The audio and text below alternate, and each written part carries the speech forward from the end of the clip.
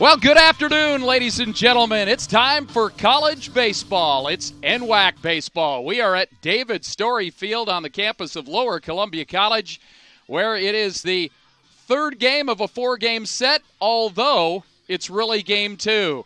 Yesterday, the Red Devils had a heartbreaking loss to this undefeated Edmonds Tritons ball club as Edmonds rolled a 5 spot in the bottom of the ninth inning and beat the Red Devils by a score of 8-7. They got the second game underway, scoreless after two, skies emptied, and the Devils got back on the bus. So this will be the second game. I guess it's turned out to be a three-game set. Two of the premier teams in the NWAC going after it. And what a season it's been so far here in the non-conference for Scott Kelly's Edmonds Tritons, as they have not lost yet. They were on the verge of dropping their first game when they pulled one out of the hat against the Red Devils yesterday. LCC scored 5 runs in the first inning with a solo home run by Ricky Muzzy and a grand slam by Jordan Barkus. But then the offense went into dry dock for about 7 innings. They did plate a pair in the 8th that gave them what thought would be a sizable advantage or going into the 9th inning, but Edmonds pulled out the big win. Now the two managers, coaches if you will, are talking at home plate as Eddie Smith going over the ground rules, talking to Scott Kelly. Let's check the starting lineups for the game here today, as right now, no rain here, but there is the threat of some a little bit later today. Leading things off for the Edmonds Tritons will be the center fielder, Guthrie Morrison. Batting second at second base, Jake Malone. Batting third at shortstop is Zach Needham. Batting fourth is the catcher, Justin Polzin. Batting fifth, the center fielder, Taylor Poffenroth, who is coming off a gigantic day yesterday as he had 6 RBIs in the game. Also, Evan Hearn at third base. He'll bat 6th. Batting 7th for the Tritons at first base is Joe Rankin. Batting 8th, the designated hitter, Connor Sales. And batting 9th is the right fielder, Griffin Myers. Getting the start for the Tritons will be Jimmy Boyce. Of course, the head coach is Scott Kelly, the assistants Paul Gehring, Ron Amori, Jeff Carlson, and Brooks Roy. Here's the starting lineup for the Lower Columbia College Red Devils. We may delay that because we've got the national anthem coming up here in just a shake. So it looks like the Red Devils and Tritons are all getting in order to line up and get ready to honor America. So let's go to the public address announcer. And that, of course, is Jim DeBruler. Good afternoon, everybody. Welcome to today's doubleheader between the visiting Edmonds Tritons and your Lower Columbia College Red Devils. First ball game scheduled for 9 innings. The second ball game scheduled for 7. At this time, we ask that everybody please stand. Gentlemen, remove your caps as we honor America with the playing of the national anthem.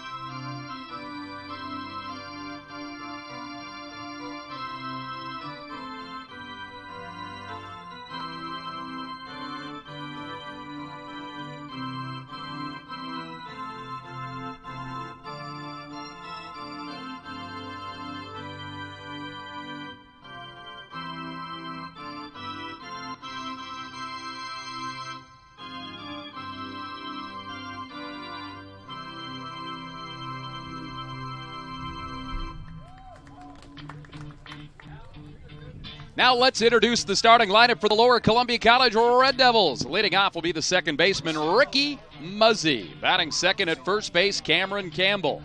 Batting third is the catcher, J.T. Strickler. Batting fourth at third base, Jordan Barkus. Batting fifth for the Devils in left field, Nicholas Palmer. Batting sixth is the designated hitter, Taylor Davis. Batting seventh is shortstop, Corey Conklin. Batting eighth in right field, Steve Robinson. And batting ninth in center field, making his second start of the year in center, is Trevor Huddleston. And on the mound for the Red Devils, the big right-hander from Hillsboro, Jared Aiken. Second baseman Ricky Muzzy. The third baseman is Jordan Barkus. Corey Conklin is at... Aiken this year making his second appearance, 9 innings, and has given up 8 hits, has an ERA of 1.00. And so a young pitcher coming off injury and looking good out of Liberty High in Hillsboro, 6'3", and big kid, and a freshman, redshirt freshman out there, toiling for the Red Devils here today. LCC will be wearing the navy blue tops, white pants, and the Tritons will be in the gray pants with the green tops with blue piping and trim. And we are getting ready to go. 2 of the premier teams in the NWAC. Edmonds ranked 7th in the West Coast. The Red Devils at number 23.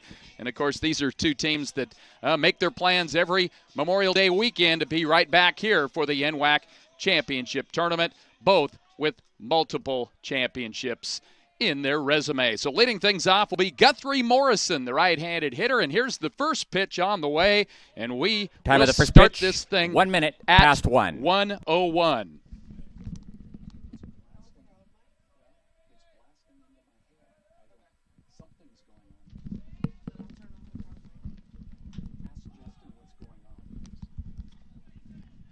Fly ball hit out to center field, and Huddleston is underneath of it to get it for out number 1. So good start for Jared Aiken and the Red Devils.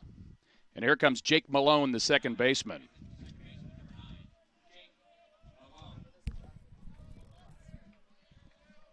Malone also a right-handed hitter. Red Devils play him to pull. Here's a fly ball, first ball swinging. That's hit out to right field. Clearing out of there is Steve Robinson underneath of it to make out number 2.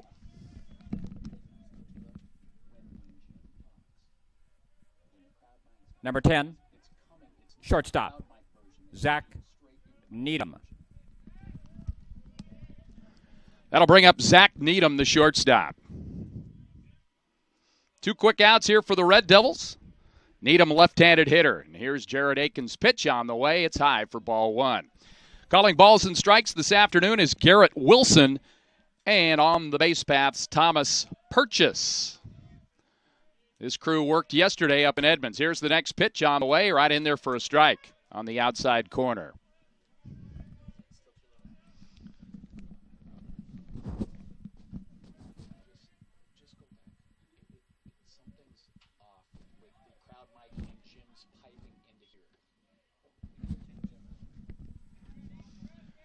One ball, 2 strikes, the count to Zach Needham.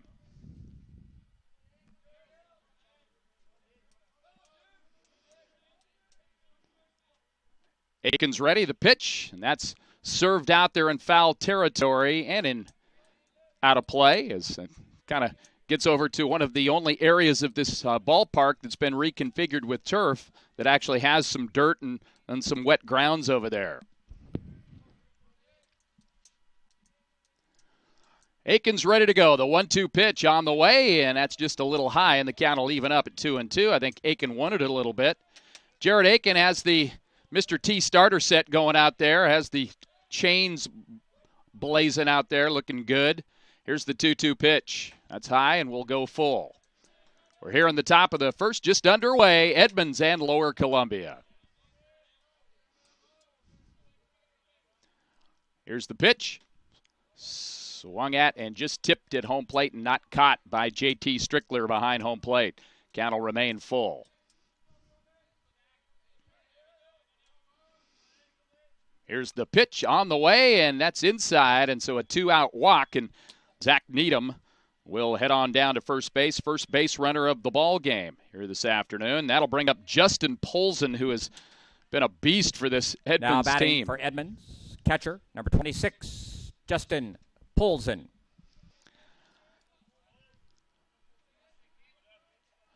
Polson, big left-handed hitter.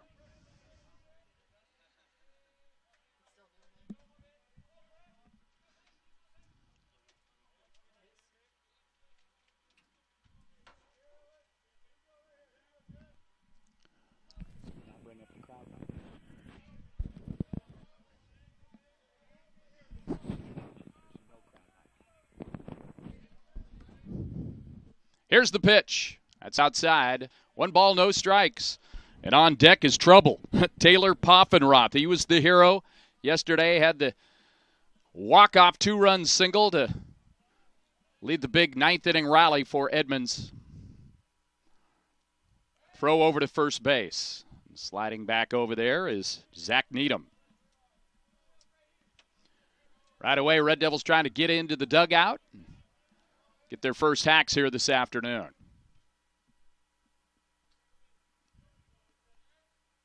Here's the pitch. Low and outside, 2-0. And Aiken will take a little walk around the mound. Try to collect his thoughts. Pulls the hat off.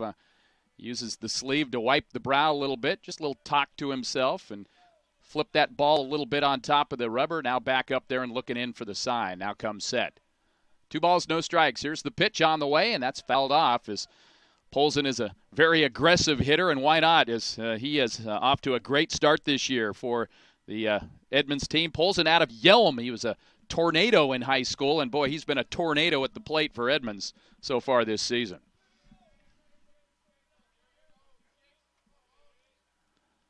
Coming set now is Aiken on the 2-1 count. Throws to first instead.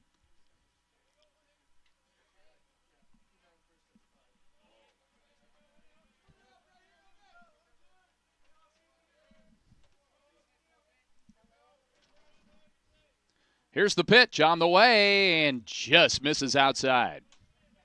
3 balls and a strike.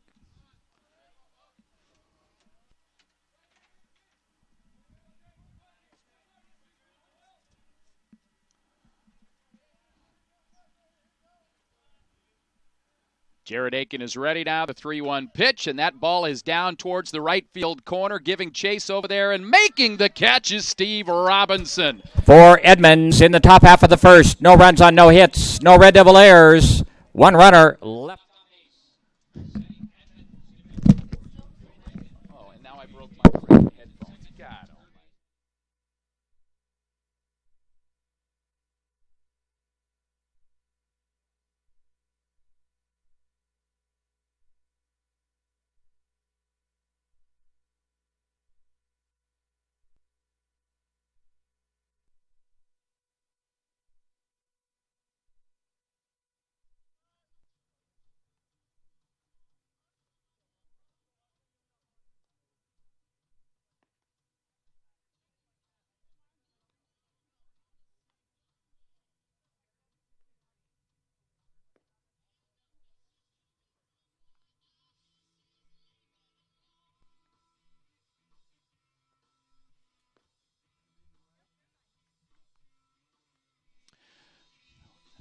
Test. Now we're back here to David Story Field where the LCC Red Devils will go up and get a shot against Jimmy Boyce of the Edmonds Tritons.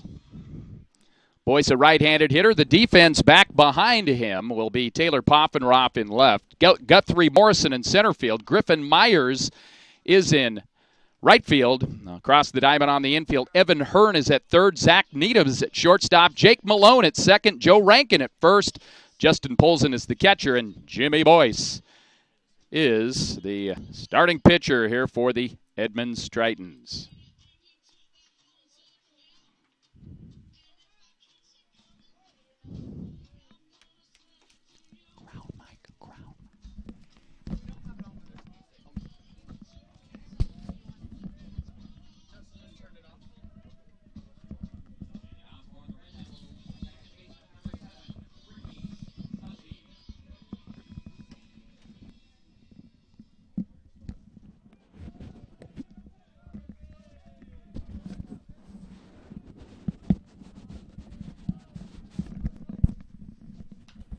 Ricky Muzzy leading things off for Lower Columbia.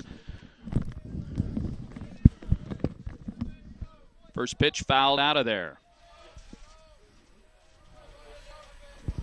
Ricky Muzzy, the freshman for the Red Devils, who's really done a good job in that leadoff spot out of South Whitby, and looks at a pitch and is behind in the count 0-2 from Jimmy Boyce.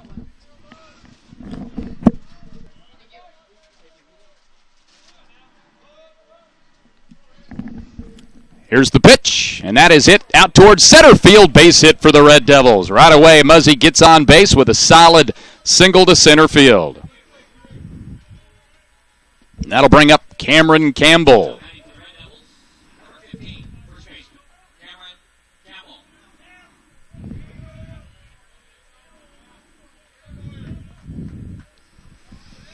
Campbell, catcher, first baseman, left fielder by trade. Very versatile on defense, but the one constant is get that bat into the lineup. Here's the pitch to him. That's inside for ball one.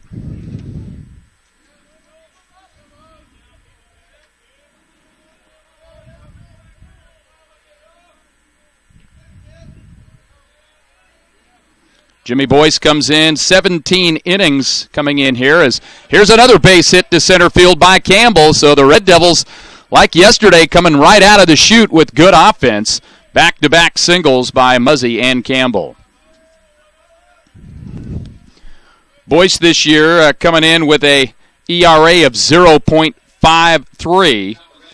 This is his fourth appearance of the season and his fourth start.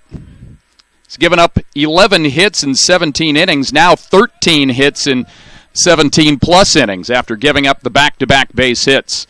And here's J.T. Strickler for Lower Columbia. Here's the pitch on the way, and he fouls right over on the right side, over towards campus here at LCC. 387 on each side of the batting barn to dead center field, darn near 400 straight away.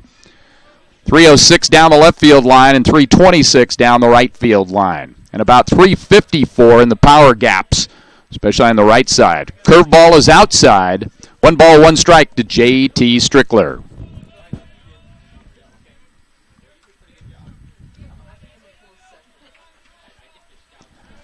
Jimmy Boyce having a look.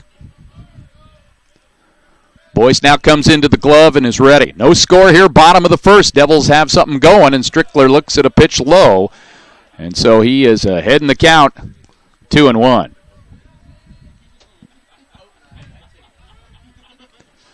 Dry right now. But with this turf field, we should be able to get in a couple of games here today. Here's the 2-1 pitch, and that's a ground ball hit out to short. Could be a double play. Flip to short for one. Throw is high, and it takes the first baseman Rankin off the bag. And so the Devils avoid the double play. They'll move the runner down to third. 1 out, runners at the corner. Cannot assume the double play, so no error on the play, but obviously a miscue by the shortstop whose throw went a little wide. It got away from Needham a bit. And now the batter is Jordan Barkas, who had the grand slam in the first inning yesterday and looks at the first pitch outside for ball one.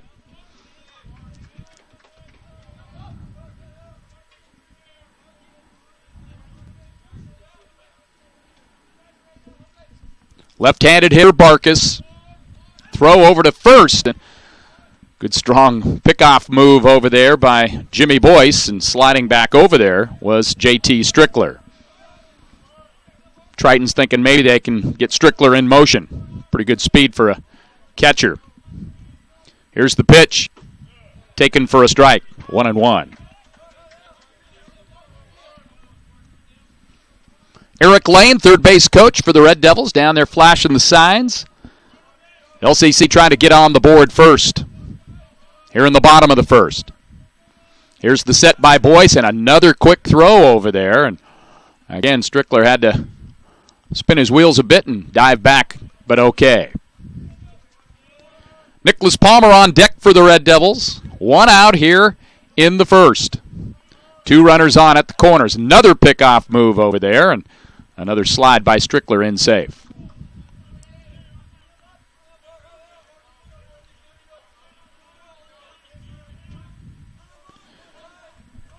Jordan Barkas crowding the plate a bit. Here's the pitch. Way outside, a off-speed pitch that drifts away from the catcher Polson.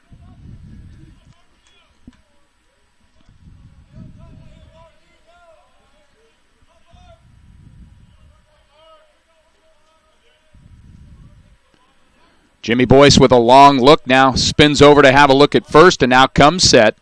Comes to the plate. And it's outside, and it should be a pretty good hitter's count here for Jordan Barkus, who's off to an excellent start for the Red Devils this year. Can be picky here, looking for something that you can put a barrel on. Wagging that sand bat out there with that metallic bat, and off-speed pitch by Boyce of Beauty, but that's going to be a balk call, and the Red Devils are going to get on the board first. So they called the balk, and LCC leads it 1-0.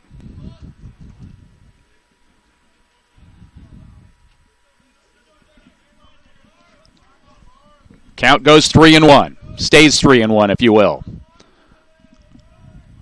So Jimmy Boyce broke up his delivery there, and the balk was called, and now a big swing by Barkus, and fouls one back to the screen.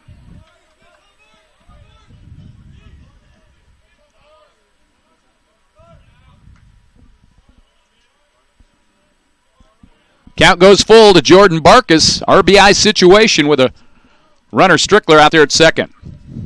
Jimmy Boyce ready. Here's the pitch. It's high, ball 4, and the Red Devil inning continues, and still just one out for Nicholas Palmer coming up.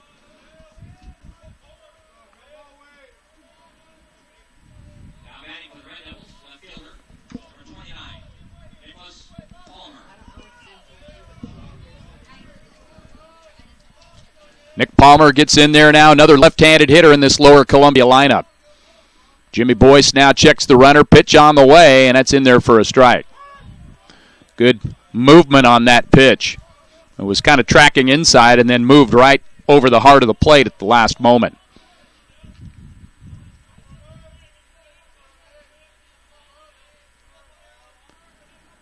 Coming set now is Boyce. Pitch.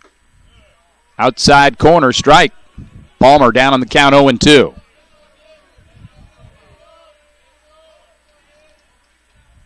Palmer also right on that left foot, right in the corner line of the box. Now he comes back a couple of inches, but he's right on the plate.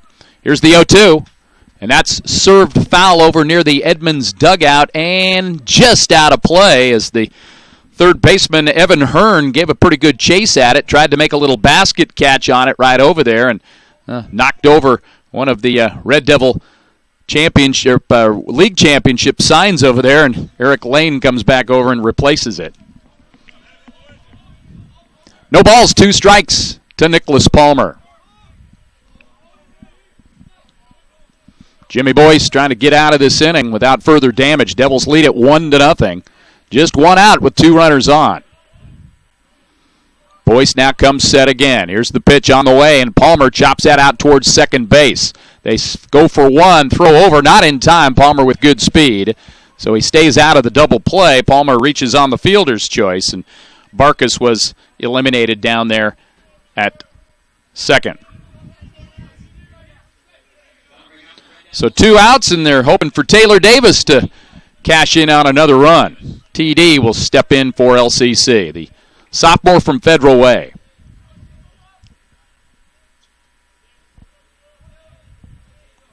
Jimmy Boyce ready. Palmer at first.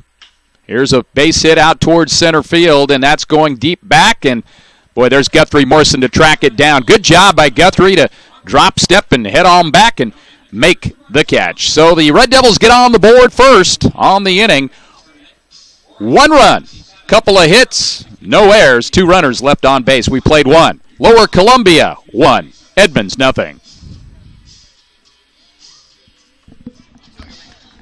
Okay, I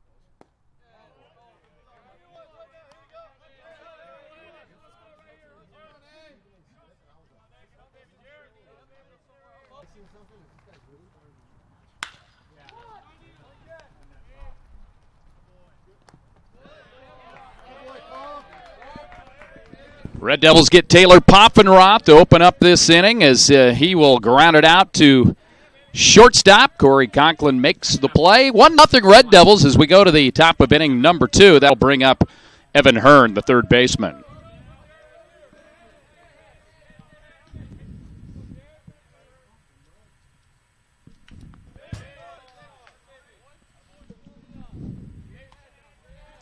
First pitch fouled into the screen.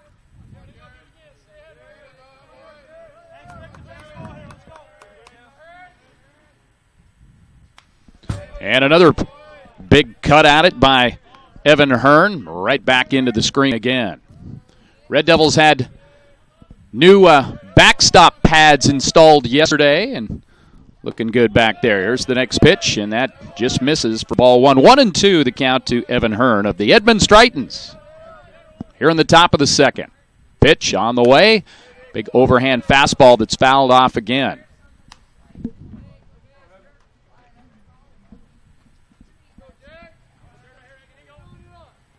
Jared Aiken now up top, ready to go. Pitch, foul ball, or fly ball hit out to center field. That's Huddleston underneath of it, and he's there to make the catch for out number 2. That'll bring up Joe Rankin, first baseman for the Tritons. Number 33, first baseman, Joe Rankin. Aiken's ready. Here's the pitch on the way and just misses inside.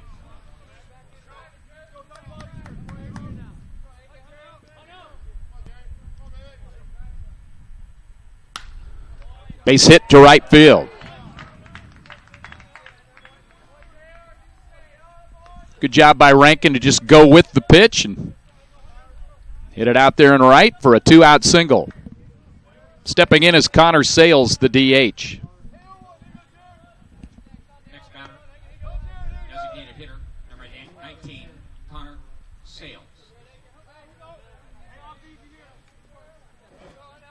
Glad to have you with us on Devil Vision here this afternoon. Live streaming of this big NWAC non-conference game. Pitch outside for ball 1. So it seems that Aiken gets a little deliberate, maybe even fidgety once he gets a runner on first base. Here's the pitch from him. Fastball too high, 2-0. Before, when he was throwing strikes and getting outs, it was right back up on the bump. Now, it's another trip around the circle, and it looks like he goes to the hat and to the brow and the sleeve and spinning the ball around. Now he's back up there and ready. Throws over to first. Runner's back, no problem.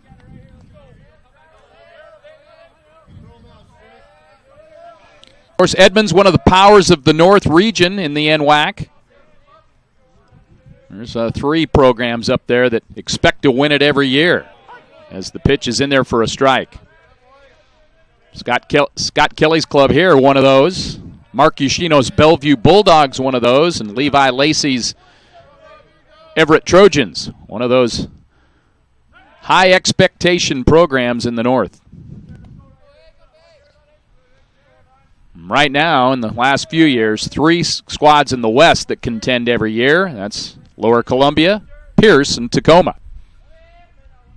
Pierce off to a good start this year. There's another throw over to first.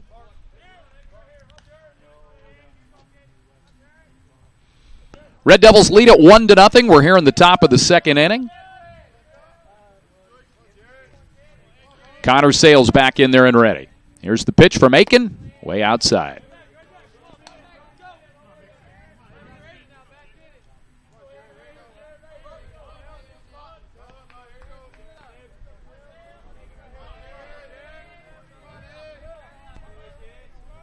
Three and 1. Foul ball. Count goes full.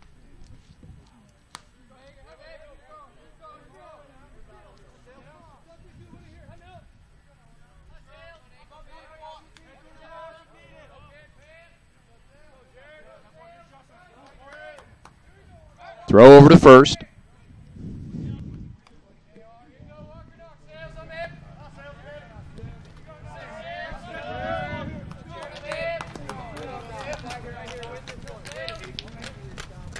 Here's the pitch, and that is hit out towards left field for a base hit. Rounding second and heading to third over there is Rankin, and he'll slide in, and that's a 2-out base hit by Connor Sales. And now the Tritons have something going. Back-to-back base hits. Griffin Myers, the number 9 hitter in the Edmonds lineup up there, now trying to cash in with an equalizer. A base hit will get the tying run in.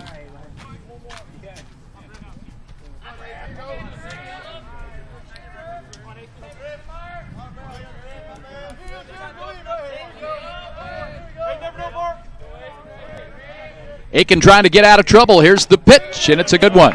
Outside corner, good fastball to start off Griffin Myers. Myers out of Emerald Ridge up in the Puyallup area. 6-foot sophomore. Next pitch, that's a twirling breaking ball there that's way outside, and a good job by J.T. Strickler to slide out of that catcher's box and keep it in front of him. A ball and a strike. Here's the pitch. It's very high.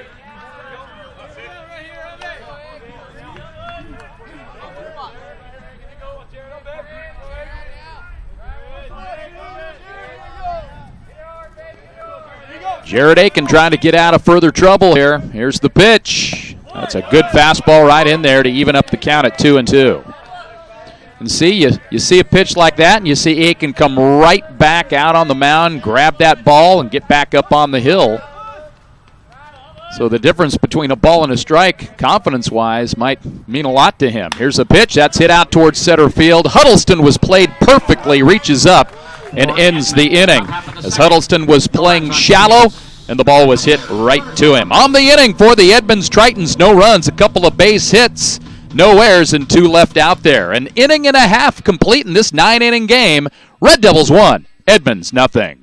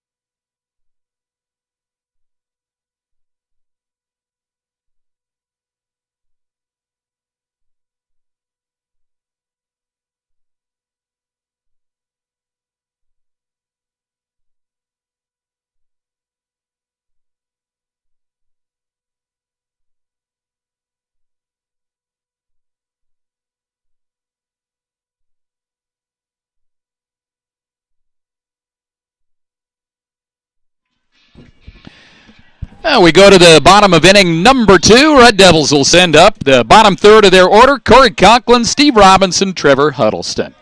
Good afternoon, everyone. Kirk Rowland with you here on the play-by-play on Devil Vision here tonight. Edmonds and Lower Columbia. Here's the pitch on the way, and that's hit out towards short. A lazy liner that is taken right off the turf top, and that'll be out. Quickly recorded on the first pitch as Zach Needham got his glove over there to make the catch on the liner. Here's Steve Robinson now for the Devils. The super valuable utility guy for LCC. Here's the pitch on the way. Looks at it just a little outside for ball 1. Of course, Robinson last year as a freshman was such an outstanding reserve third baseman, and he was just a clutch guy up there as a pinch hitter and in other situations. Next pitch, high, ball 2. Robbie now trying to get his bat in the lineup and playing some outfield this year as well. Well, the Red Devils certainly have some depth at that third base position. Here's the pitch on the way to Robbie, and that's upstairs, 3-0. Steve out of Yuba City, California, River Valley High School down there, and he's been a valuable Red Devil. Here's the 3-0 pitch, and he takes it 3-1.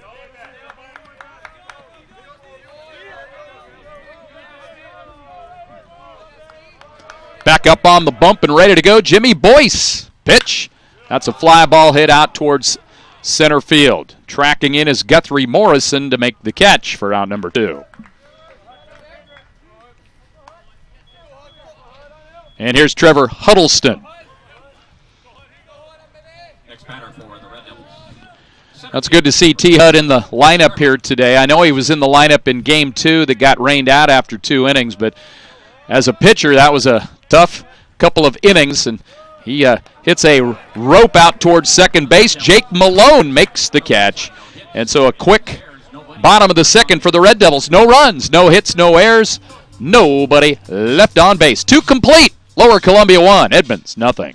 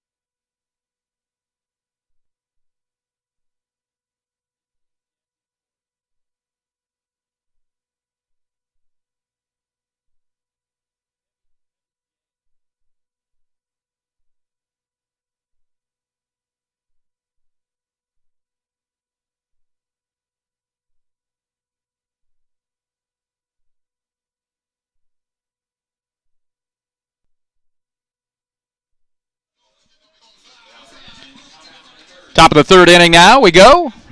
Tritons Red Devils here this afternoon at David Story Field in Longview, Washington. Jared Aiken's 3rd inning of work, and his first pitch is in there for a strike.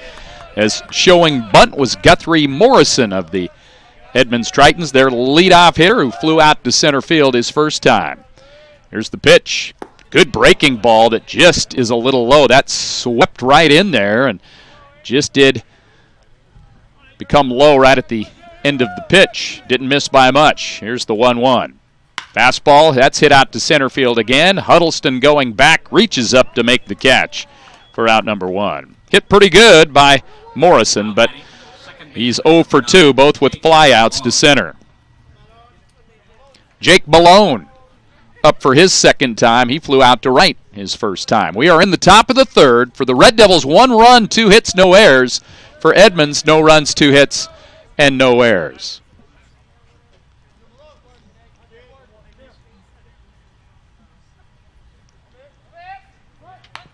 Bunted out down towards 3rd, and up with it is Barkus at 3rd, and he comes in and makes a strong play. Barkus was on the move as soon as he saw the square, and he came down there and made a outstanding play. Boy, bunt coverage, a big part of the game, and the Red Devils work on it a lot, and nice play there by Jordan Barkus. That'll bring up Zach Needham, who walked his first time up this afternoon. Pitch, strike. Believe it or not, there are slivers of some blue around here, and I'll tell you what, if the folks in Longview Kelso actually see sunshine for a prolonged period, they may not know how to react to it. What a winter it's been. Incredible. Tell you one thing, it's been a miracle that they were able to put this artificial surface infield over the winter. Here's a ground ball hit wide of first. They were hoping to have this thing completed by early November, and then Noah started building his ark, and it made it tough for the folks here to build this field. Here's the pitch. Ground ball hit out towards second. Muzzy's up with it. He's got it. Little soft toss over to Campbell, and a strong 3rd inning for Jared Aiken. For Edmonds, no runs, no hits, no errors, nobody left out there. 2.5. It's the Red Devils 1. Edmonds, nothing.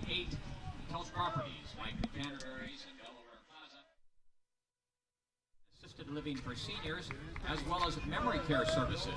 Thank you to Jones Communities for your support of LCC Athletics.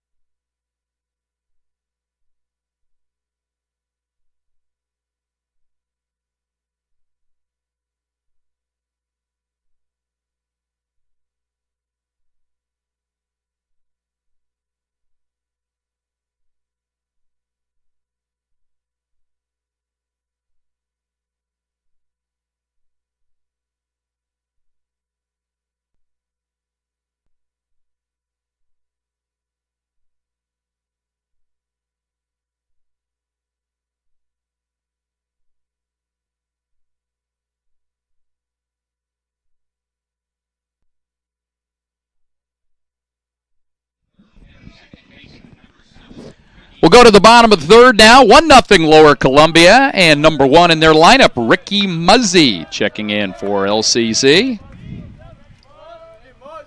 Here's the pitch. Nice breaking ball by Jimmy Boyce in there for a strike.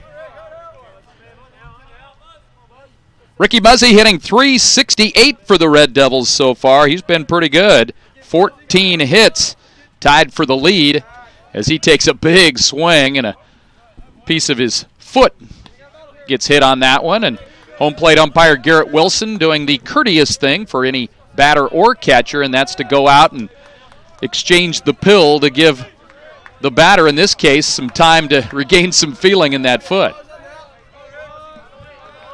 Ricky Muzzy out of South Whidbey. Calls Freeland, Washington, his home. Here's the pitch to him, and he serves that out into right field. The right fielder was coming in thinking maybe he was going to have a chance to throw him, but Muzzy says forget about that. That's a base hit. 15th base hit on the season for Muzzy to take over the leadership for Lower Columbia. And a good way to start things. Muzzy 2 for 2 in the ball game here this afternoon so far. Number 15, Cameron. Here's Cameron Campbell, who's 1 for 1 today. Campbell hitting .344 this year. And already 3 home runs on the season for Cam, as he's had some good power. Looks at the first pitch. Boy, that's a great pitch there by Jimmy Boyce. Gets the strike on a fastball low and away. Inching off is Muzzy. Of course, he's got speed. Here's a breaking ball, foul down towards third, and Eric Lane, the LCC third base coach, down there makes a play. Ball did get away from him a little bit, and I know he'll be mad about that. He wants to be clean.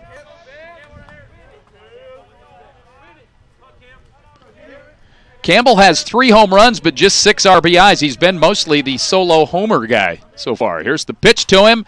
Fouled out of play to the right side.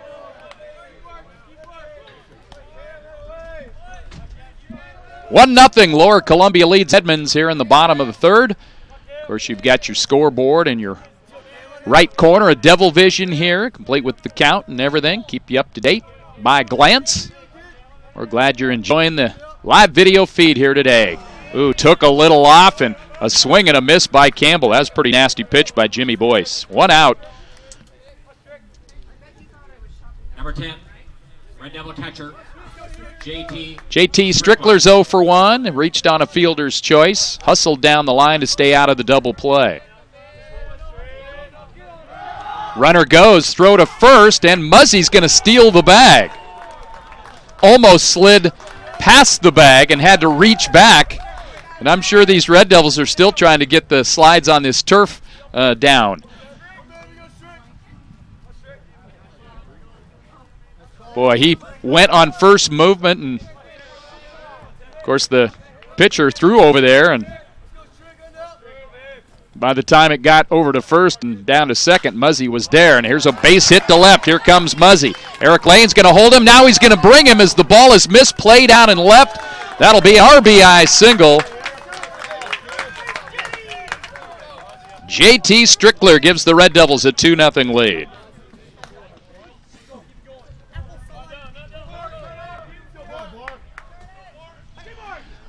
Now, there's 2 ways to go on a scoring decision on that. You can really, if you do see the runner who held up there originally, you probably have to rule that an error, and it appears that's what they've done. It is a base hit, but the run, Muzzy will come in and score on the error by the left fielder.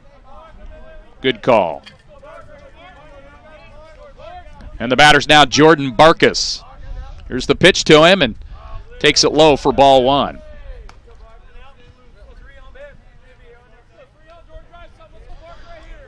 So that will cost JT Strickler an RBI in the stats, but hey, the run got home. That's all he's worrying about.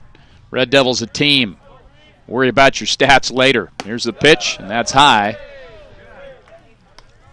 2-0 to Jordan Barkus.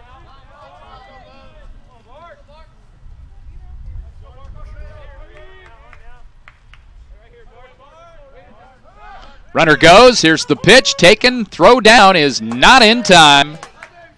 The umpire was going to try to look and see if maybe he slid off the bag over there. But that's another stolen bag, and Strickler showing some pretty good hustle. And now Eddie Smith's going to go out quickly because it appears that Strickler got shaken up on the play.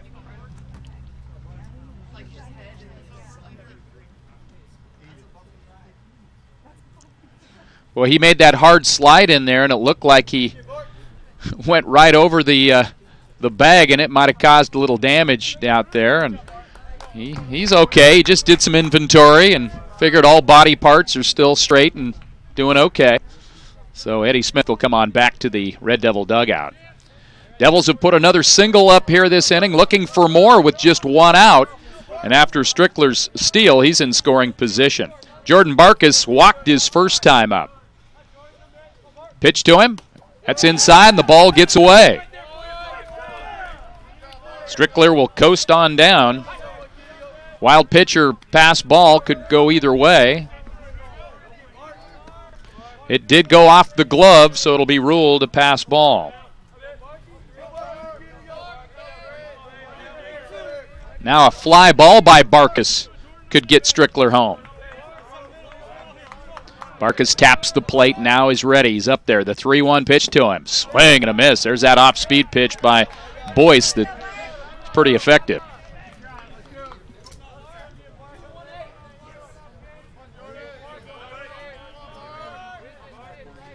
Boyce now looking in. Now checks the runner quickly, and here's the 3-2 pitch on the way. And he just preserved life at the plate by just taking that bat out there and ticking it into the screen to live for another pitch. Nicholas Palmer on deck for the Devils. Here's Boyce ready. Again, another look over towards third at Strickler. Breaking ball, and that is hit foul into the play area here at Story Field, right field corner.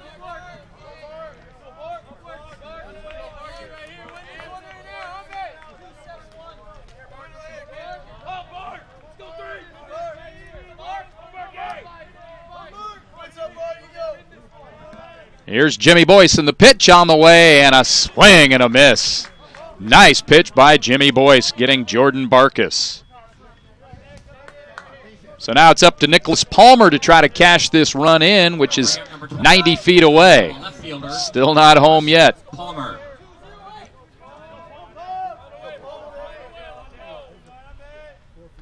Here's the pitch. Palmer takes a strike.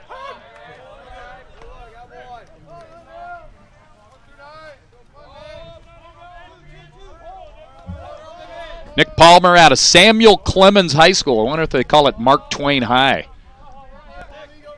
Step off, and now he'll look at his catcher and spin his arm and say, let's reload with the sign. Working out of the windup. Here's the pitch on the way, and that's fouled at home plate. Got a piece of either the catcher or umpire. 0-2. Palmer behind in the count again. His first at-bat, he was down 0-2. Did put the ball into play, but reached on a fielder's choice.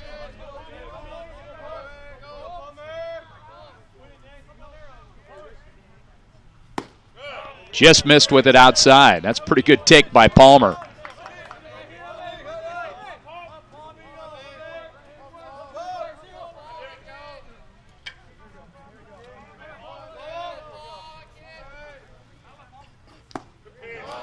Swing and a miss, so Jimmy Boyce strikes out the side, gave up a run and a couple of hits, so an interesting inning, but just a solo tally for Lower Columbia.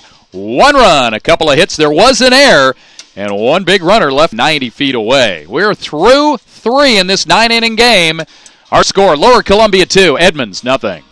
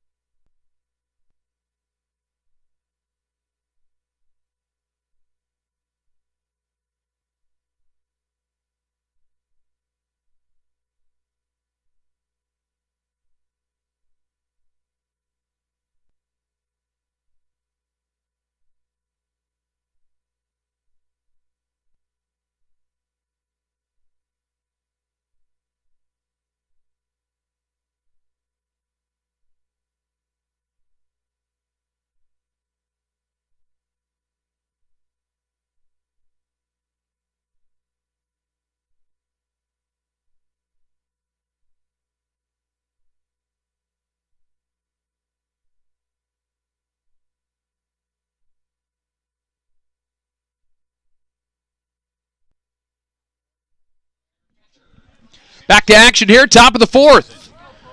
LCC leading Edmonds 2-0, and big slugging Justin Polson is up there now for the Tritons to lead things off. The cleanup hitter now in the leadoff role this inning takes a ball. Polson batting .480 this season. He's got 24 hits and 50 at-bats, 19 RBIs, and he's got another base hit here as he serves it out into right field. Huddleston with a nice route to the ball, squares it in front of him to make a strong throw, and a leadoff single for Justin Polson. And the other guy with gaudy numbers stepping in now, Taylor Poffenroth. Well, were you impressed by the .480 of Polson? How about the .553 of Poffenroth this year? He's got 26 base hits and 20 RBIs. Ball looks like a giant grapefruit coming up there. Fouls that one off and out of play.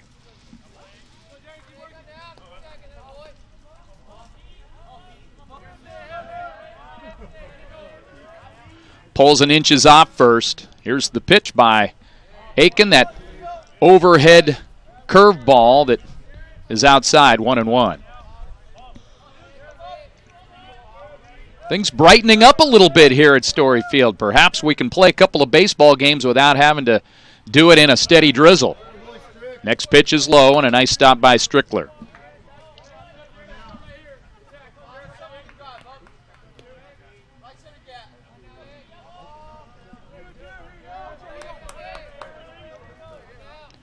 Jared Aiken ready, pitch on the way. Fastball stays high, 3-1. Ian Sanderson, the assistant coach for Lower Columbia, directing the defense out there, making sure that the outfielders are where they want to be. A huge gap in left center field as they really have Nicholas Palmer towards the line out there, and fairly deep. Throw over to first base, and diving back over is Polson.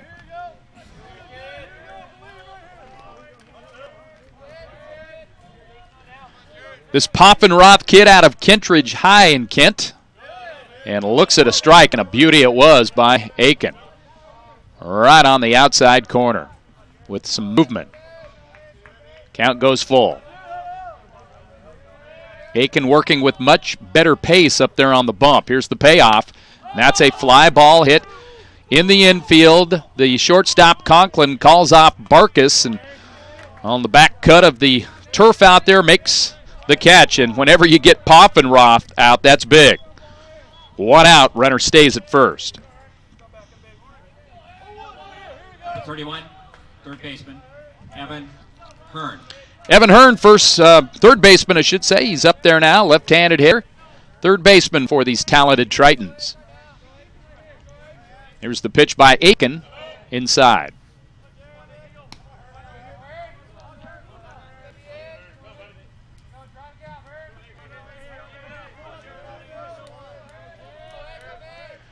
Aiken now comes set up near the chest, bobs the head a couple of times, and steps off and throws over to first.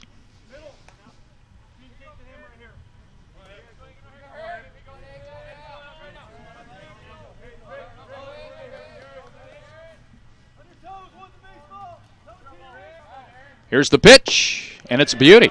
In there for a strike to even it up at 1-1. This action on Devil Vision today being brought to you by Fiber Federal Credit Union, your community credit union. 1-1 pitch, just missed with it. 2-1.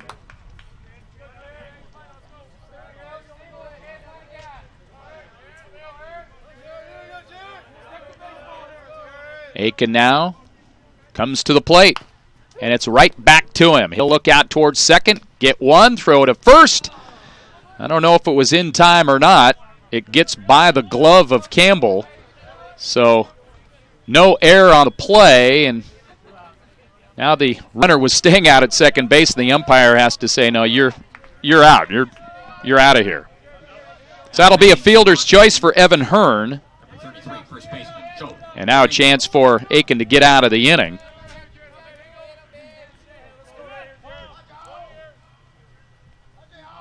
Two outs. Pitch. Fastball high.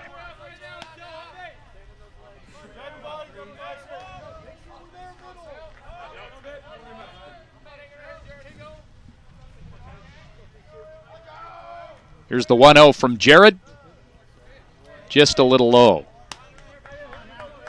And he didn't like it. And now he'll show his displeasure by going through the sidewalk again.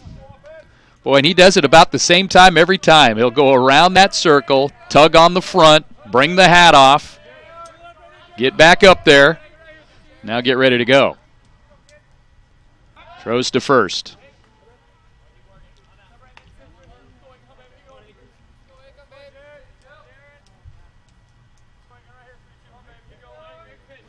Now, part of that might be just slow the game down a little bit and collect your thoughts. Here's the pitch.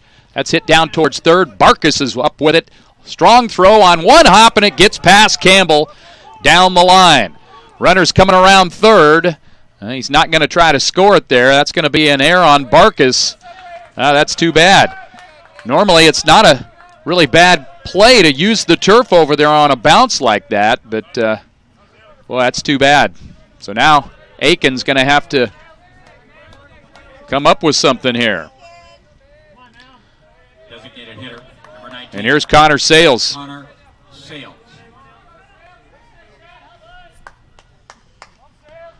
And Eddie Smith will make the slow walk out to talk to Aiken and try to settle him down a bit. This action on Devil Vision tonight brought to you by Kelsch Communities. Since 1958, Kelsch Communities giving great senior care. And the Red Devil infield will have a little rock pile out towards second base while Eddie Smith will talk to his battery up on the top of the mound.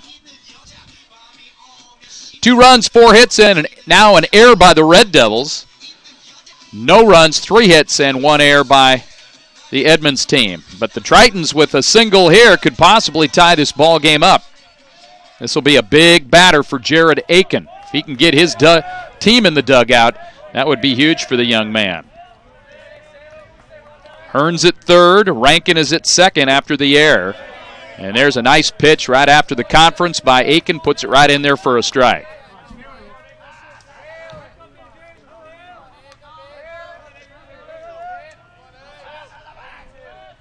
Jared set, comes to the plate.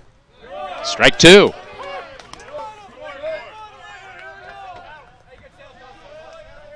And now Lower Columbia looking for somebody to make a play to get out of this inning.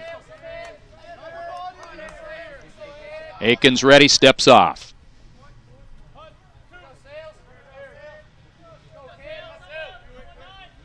Connor Sales from Lake Stevens looking for a big clutch hit for the Tritons. Here's the pitch to him. Fouls it out of play. Hits the screen and comes back into the Tritons dugout. Again, the Red Devils are flip-flopping 50 years of tradition here this afternoon. They're in the first base dugout down to our right. Here's the pitch. And again, a big hack, but a foul ball into the screen. And the count stays 0-2.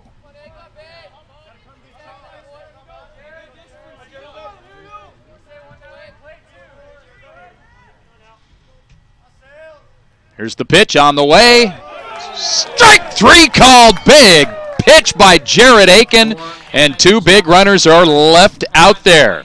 On the inning for Edmonds. No runs, 1 hit. There was an error. 2 runners left on base. 3.5 complete. Lower Columbia 2, Edmonds nothing. Owned and directed by members. An outstanding supporter of community college athletics, Fiber Federal Credit Union.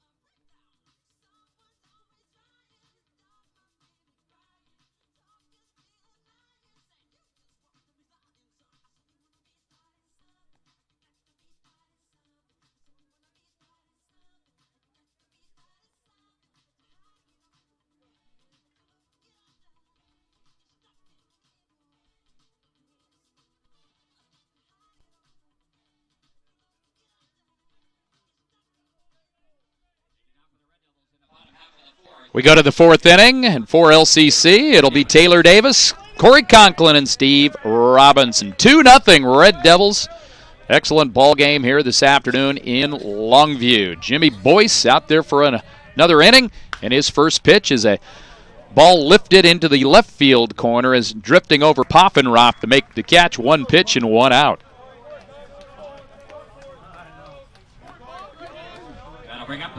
And here's Corey Conklin. Number 17, Corey Conklin.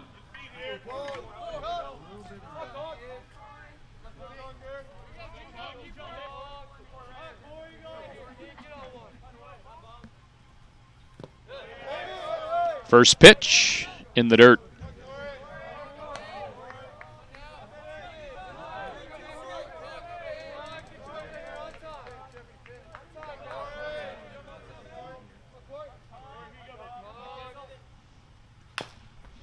Here's a ground ball hit towards first, but foul. Red Devils 9-3 on the season. And, of course, trying to erase the memories of that tough loss yesterday up in Edmonds, 8-7, as the Tritons win it on walk-off fashion. Here's the 1-1 pitch to Conk, and that's fouled left side and out of play.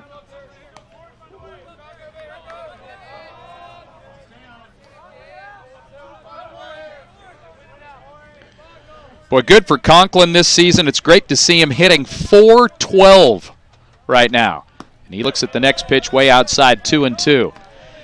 Conk last year got buried early, had a tough time getting hits, couldn't get it to the Mendoza line yesterday, but while playing solid shortstop, wide open stance, 2-2 pitch to him, and fouls that one away over towards the Devil dugout.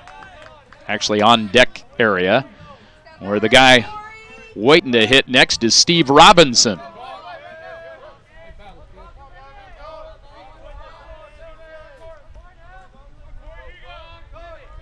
Jimmy Boyce ready. Reaches into the glove, and the right-hander's 2-2 pitch is hit out towards center field. Coming in to grab it is Guthrie Morrison. 2 outs.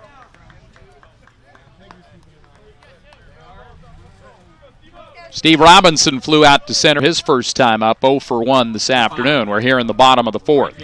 First game's 9 innings, second game will be 7. And there's a ball hit into the gap towards left, and that'll get down and past the left fielder, Poffenroth. Robinson coasts in, didn't have to slide. He did, though, and it's a double, a 2-out double for Steve. Obviously, the Red Devils probably need to slide on a stand-up double because they need practice on sliding down there. It appears that they haven't quite measured it correctly yet.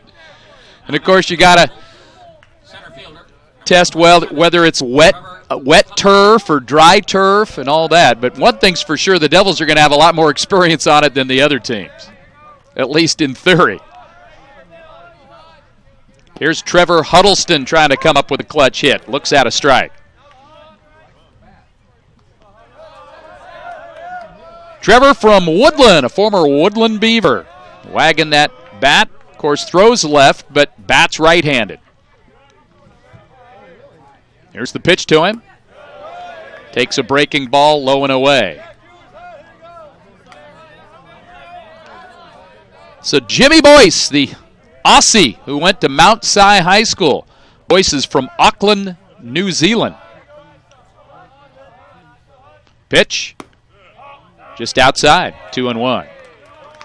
New Zealander, if you will. Apologies, don't want to lump all of the down under continents together down there. 2 balls and 1 strike. That is fouled and out of play. Pretty good rip by Huddleston.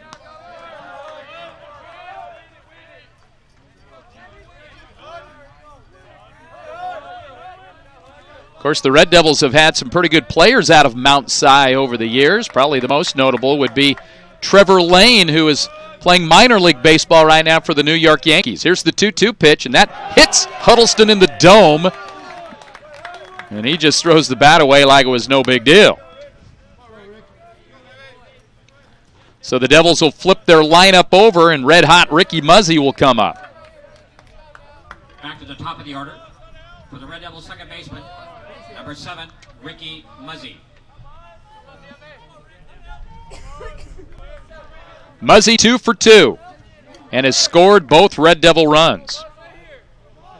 Pretty easy to say he's a catalyst here today. He's batting .380 and looks at the pitch for a strike. That's a good fastball by Boyce.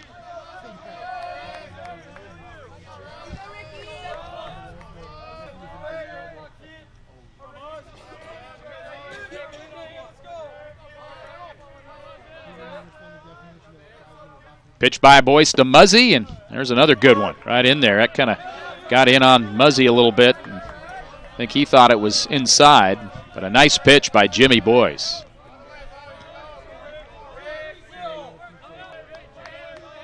Cameron Campbell would be next. He's on deck for the Devils, hoping to get a shot here in this frame. 2 runners on, but with 2 outs. And here's the pitch to Muzzy, and he serves that thing out towards center field, and that'll drop down for a base hit. Coming in to score, and the Red Devils lead it 3-0. Boy, Muzzy just tried to just stay alive with it and threw the bat out to it, and was strong enough just to get enough past the shortstop out there for a big clutch base hit. 3 for 3 for Muzzy here this afternoon. Robinson scores on the play, and Huddleston makes it down to third. Devils aren't finished here in this frame. Now here's Cameron Campbell. He will get the opportunity this frame. Campbell is 1 for 2, a single and a strikeout. Pitch to him. Boy, a big rip on a fastball and just missed it. Fouled it back into the screen. And Tyler Parsons will deliver a fresh set of pills out there to our home plate umpire, Garrett Wilson. You got to like a guy who relishes his role and does it with panache and enthusiasm. Here's the 0-1. Breaking ball inside.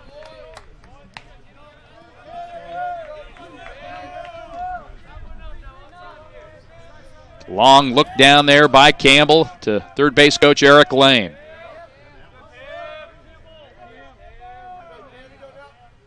Throw over to first base, and back in time is Ricky Muzzy. Muzzy already has a stolen base here today.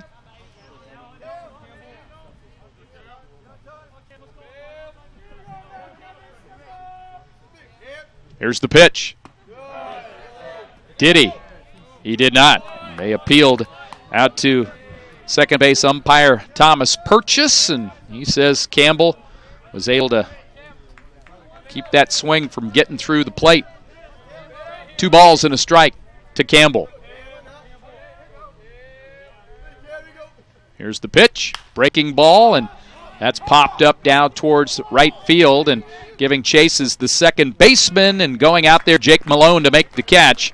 But not before the Red Devils put another stick on the board, another single. Making it rain with singles out there here today. For the Devils, 1 run, a couple of hits, no errors, 2 runners left. 4 complete, 3-0, Lower Columbia.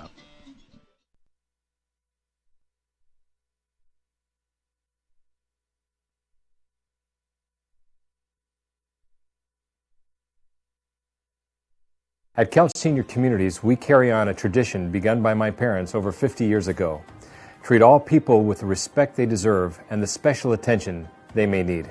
Like Canterbury Park, offering carefree lifestyle for independent seniors. Experience elegant, well-appointed apartments in beautiful common areas with restaurant-style gourmet dining and staff on-site available to you 24 hours a day. Canterbury Inn and Delaware Plaza assisted living communities offer apartments designed to complement your independence and personal care needs. Licensed nurses on site 24 hours a day, and peace of mind knowing increased care levels are available when and if the need arises.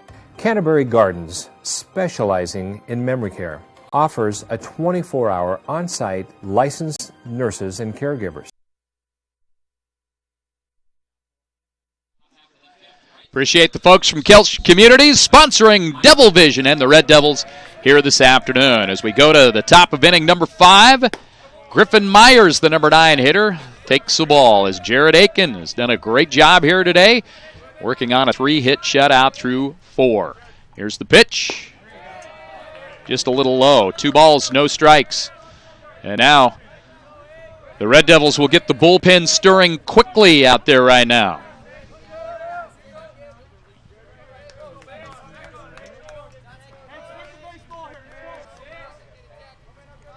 Here's the 2-0. Swing and a miss.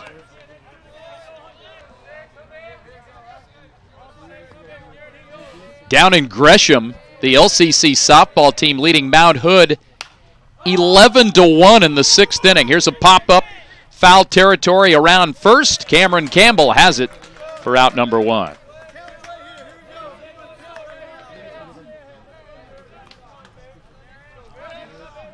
Leadoff man Guthrie Morrison stepping in now for the Tritons.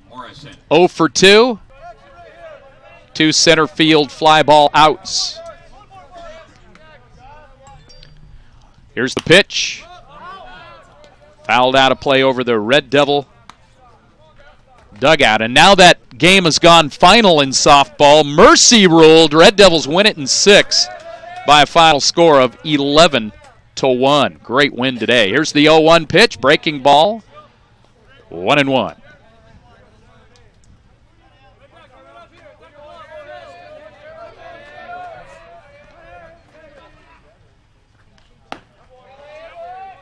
Just missed with the next offering. 2-1.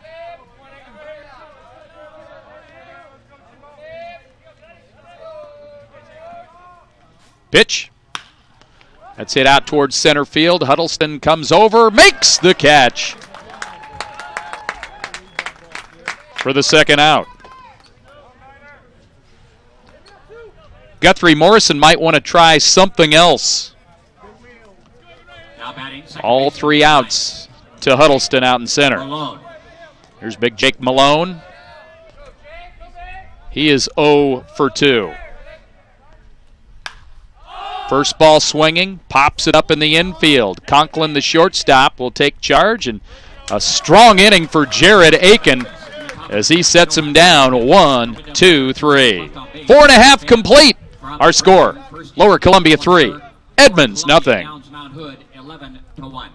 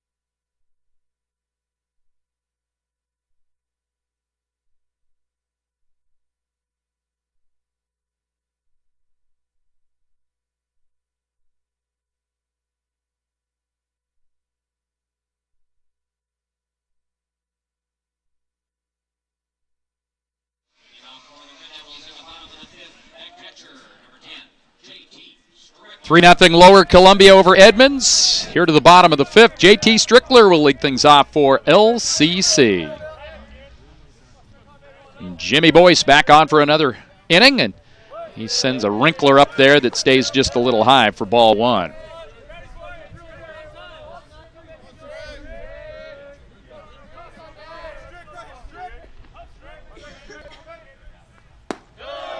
Two and 0. Strick's 1 for 2 today.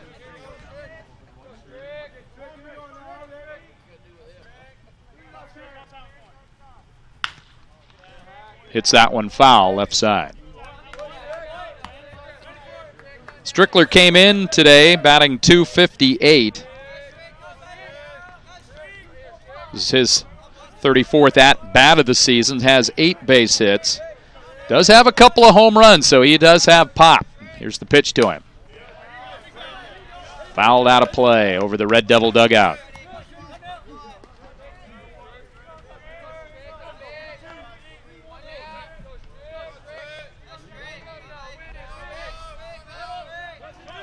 The New Zealander Boyce is ready. Here's the 2-2 pitch. That's hit towards third. Up with it is Evan Hearn. Long throw across in time for out number 1. Jordan Barkus 0 for 1, a walk and a strikeout. He'll approach home plate. Barkus last year, of course, the wrist injury that ended his season. Retained his eligibility with a red shirt and medical red shirt, and he looks at the first pitch for a strike.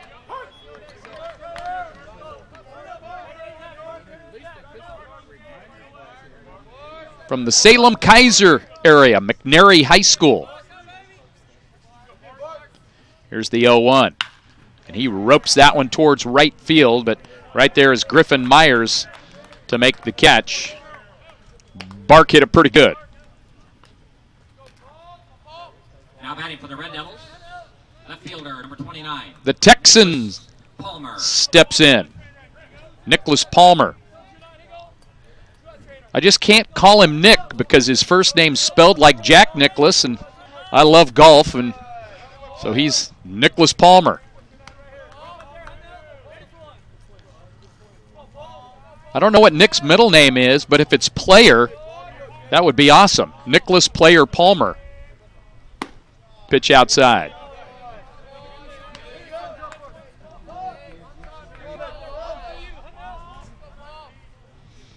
Trevino?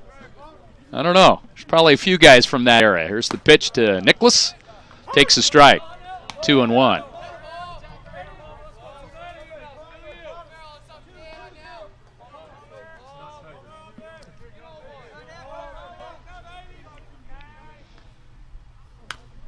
Fouls that one on the breaking ball. Boy, stayed back pretty good with it.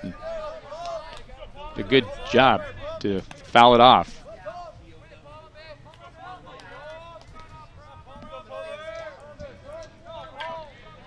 I've been told by our crack research staff here in the press box that Nick's middle name is Dow. As he hits this one back up over the mound, coming over is Needham, and he makes the play. Close play at first. Do you think maybe Dow is for Dow Finsterwald, who was a great golfer of that area? I don't know. Hey, we are through 5 innings of this one, folks, and we got a good ball game here. Lower Columbia 3, Edmonds nothing. The employees volunteered over 18,000 hours in Cowlitz County. Cowlitz PUD, your power, go Red Devils.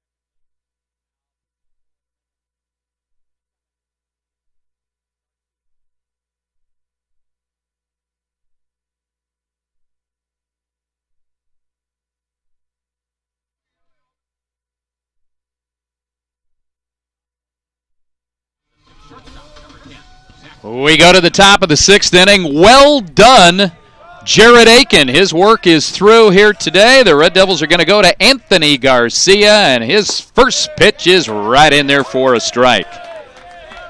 Great line for Aiken here tonight as he goes 5 innings, in line for the victory. Next pitch by Garcia, pounded in for another strike. Gives up just 3 base hits, no errors. Well done. Here's the pitch by Garcia, and that's a foul ball hit down towards first. Anthony Garcia has gone 4 innings this year, given up a couple of hits, 1 walk. Does have a save this year. Certainly in line to get a big save, and boy, especially if you're pounding strikes like that. 3 pitches, 3 strikes, and boy, that's against a pretty darn good hitter in Zach Needham. Big strikeout there for Garcia, and that'll bring up Justin Polson. Anthony Garcia out of Happy Valley, Oregon, Clackamas High School.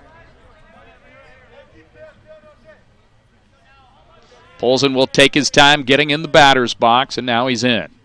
And here's Garcia's pitch on the way, and that's served out there towards left, and that'll drop in for a base hit as Polson continues to just put hit after hit after hit after hit on the board. A 1-out single for Polson. And he's got a couple of base hits here this afternoon so far. But at least so far, the Devils have been able to take care of Taylor Poffenroth. They couldn't say that about 24 hours ago. He's a guy that just wore them out, including the game-winning 2-run single in the bottom of the 9th. Garcia now comes to the plate, and that's chopped down towards third. They'll throw down to second. Dropped by Muzzy out there at second base. So there's a fielder's choice, but an error. Got to rule that an error on Muzzy because Barkas put that right on the glove, and Ricky started to throw before he had the ball in the leather.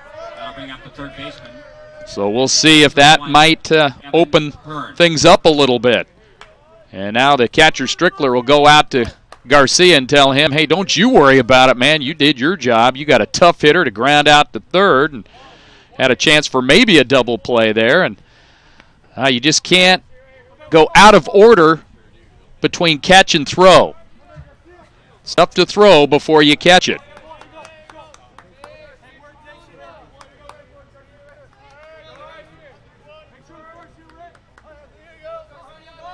Second error of the afternoon for the Red Devils. We'll see if it hurts them. 1 out with 2 runners on. Here's the pitch on the way to Evan Hearn, the third baseman. Hearn's 0 for 2. 1 ball, no strikes.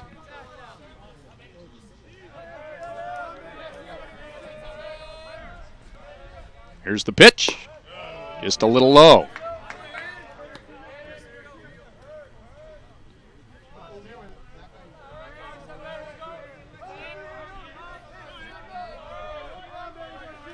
Garcia taking some time on the back slope and now comes back up to the summit and gets all side saddle up there on the rubber, ready to go into the stretch with 2 runners on. Here's the 2-0. Rope right to Campbell, and he'll step on the bag, and the Devils get out of trouble. Ricky Muzzy's got teammates that can help him out. It was hit well by Hearn, but right to Campbell, who doubles him up at first. And we are through 5.5 innings. On the frame there for Edmonds. No runs, a hit. There was an error. 2 runners left. And the Red Devils lead it 3-0 over Edmonds.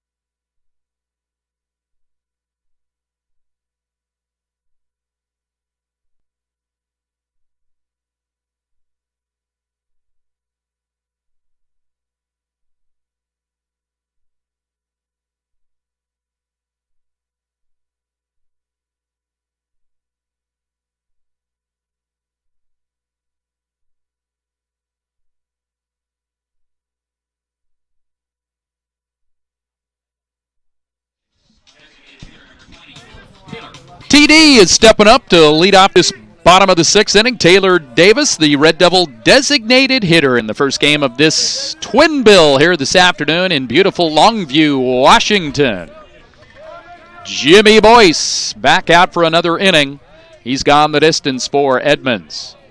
Here's the pitch to Davis, swing and a miss. Davis, Conklin, Robinson, the scheduled hitters for Lower Columbia College.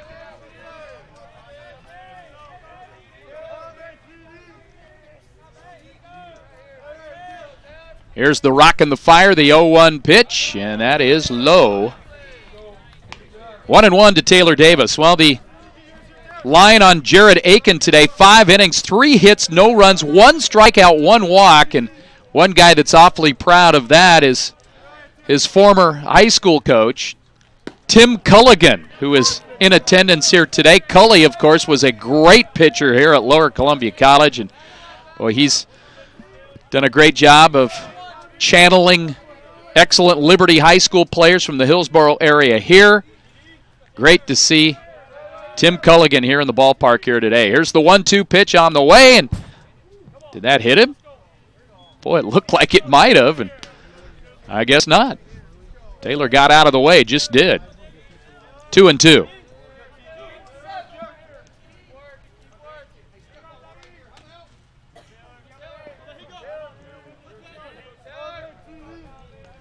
Here's the 2-2, breaking ball, ground ball out to short. Needham's up with it and makes the throw.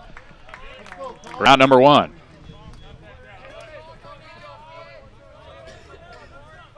Corey Conklin, the hitter now for LCC. This action here on Devil Vision brought to you by Northwest Innovation Works.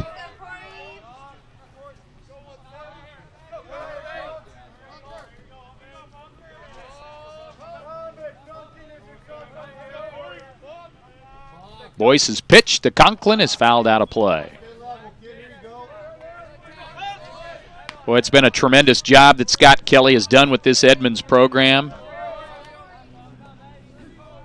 Of course, they've had some great coaches in the past.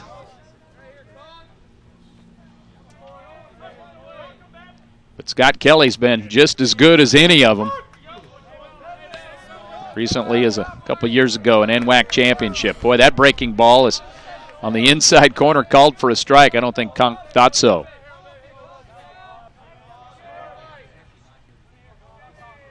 Here's the 0-2 outside. Of course, there has been some epic games between Lower Columbia and Edmonds over the years, and many of them in NWAC championship games and at the NWAC tournament. Here's the 1-2. Conklin will serve that out towards second.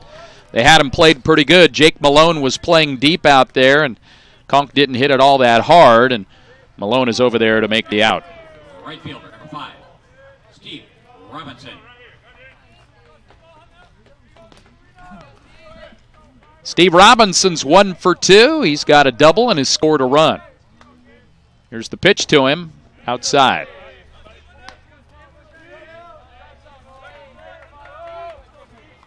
Boy, Red Devils cannot be complacent with 3 runs, as they found out yesterday.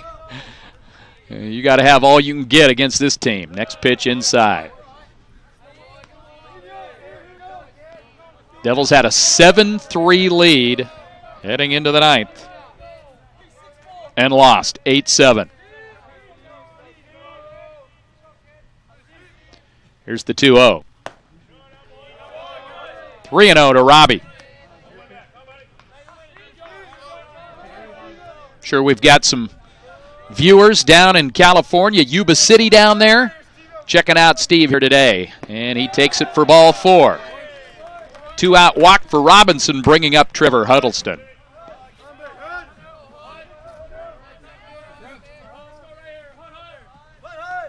Hud's 0 for 1, lined out to second, and got plunked. 3 runs, 6 hits, 2 errors for the Devils. No runs, 4 hits, 1 error for Edmonds. Throw to first. Pretty good lead over there by Robinson, and he Superman dives back to first. Got some good air on that dive back to first.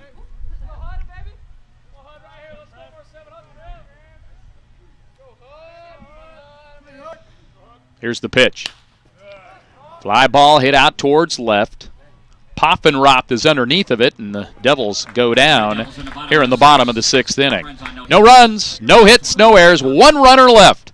6 complete. Lower Columbia 3, Edmonds nothing.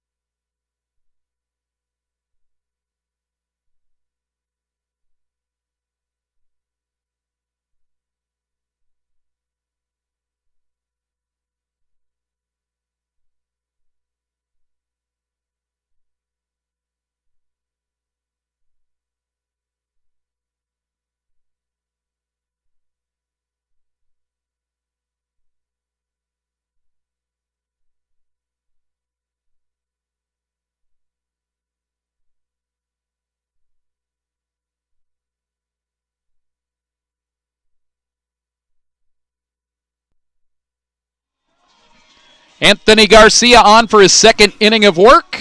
Lower Columbia leading Edmonds 3-0 as we head to the top of the 7th inning. Quality college baseball between these two outstanding programs in the Northwest Athletic Conference. First pitch is high for ball 1. Joe Rankin, the hitter, 1 for 2 this afternoon. And Garcia gets a pretty good strike zone on that one. Outside strike, 1-1. That one's low, 2-1. Garcia, I don't know if you'd call that windup smooth by any means. That looks like an erector set coming at you out there. All kinds of angles, herky-jerky here and there, and it's pretty effective. 3 balls and a strike.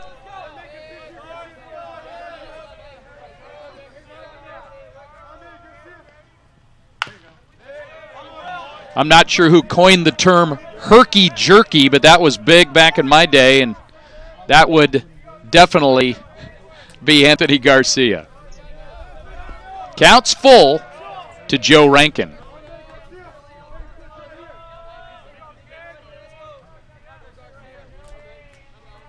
Pitch. Pop straight up.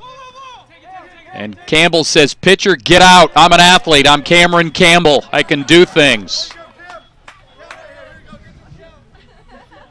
1 out.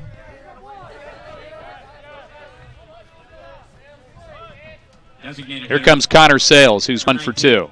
Connor Sales. Pitchers always take exception to that non-athlete pitcher guy.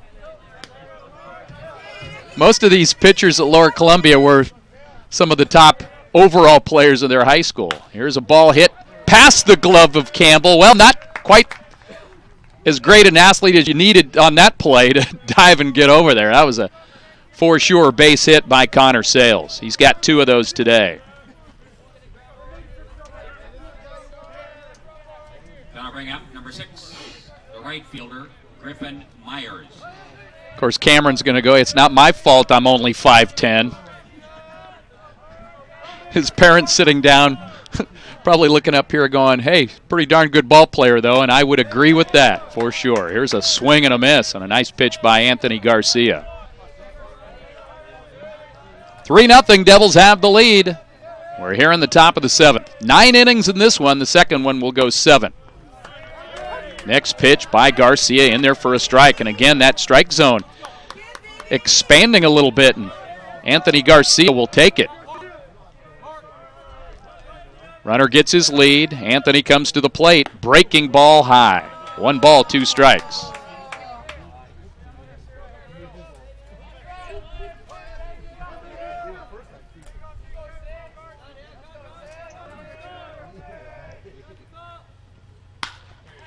That is hit in the gap towards left. Chasing over there, making the catch is Nicholas Palmer. Great jump by Nicholas over there as he had a beat on it and makes the catch for out number 2. And they'll flip the lineup and go to the top of the order, Guthrie Morrison.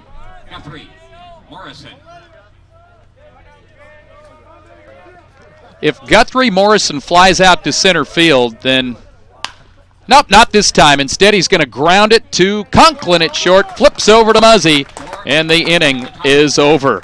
So after flying out 3 straight times to center field, Morrison grounds out to short, and the Red Devils are out of the inning. No runs, a base hit, no errors, and 1 runner left. It's time for the 7th inning stretch.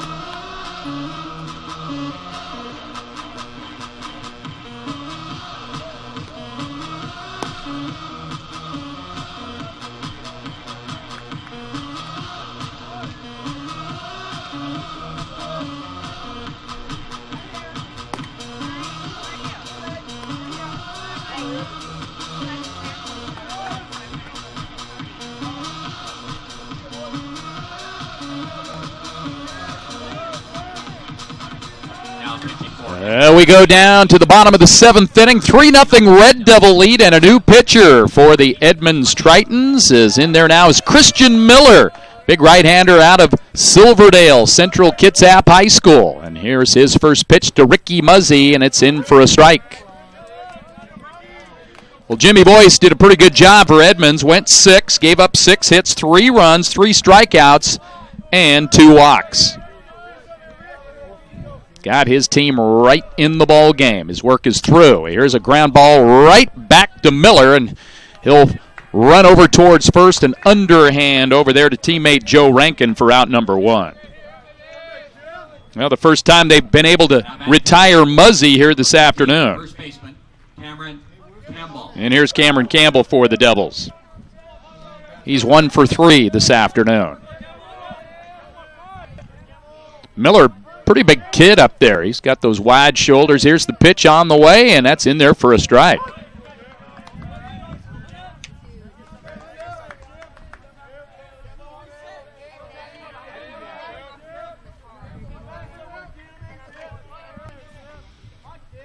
Here's the next pitch, way outside.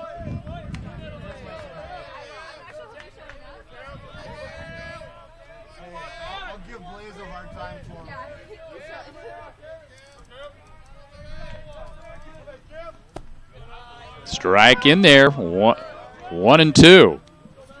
I believe the scoreboard put the wrong one up there. It's 1-2 now, the count. He, like me, was thinking that probably wasn't a strike. Here's the 1-2. Fouled into the screen to Campbell.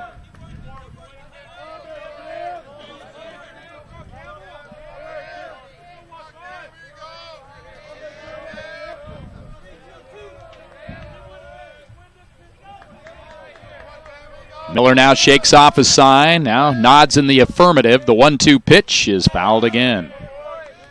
Campbell's always a pretty tough out.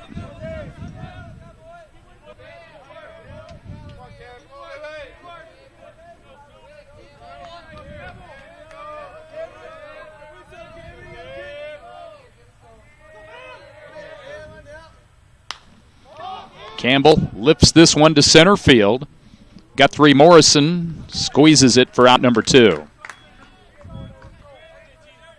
JT Strickler coming up now for Lower Columbia. Now batting for the Red Devils, number 10, catcher, J.T. Strickler. This is the fourth appearance for Miller this season. Has pitched 7 1/3, has given up 8 base hits, coming in with an ERA of 2.46. Pitch on the way low for ball 1 to J.T. Strickler.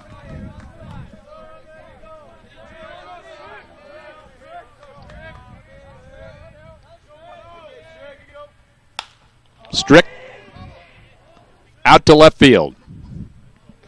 Poffenroth has it, and the Devils go down quietly in the 7th. No runs, no hits, no errors, nobody left on base. The Red Devils just looking to get a couple of innings put in the books. Our score, Lower Columbia 3, Edmonds 0.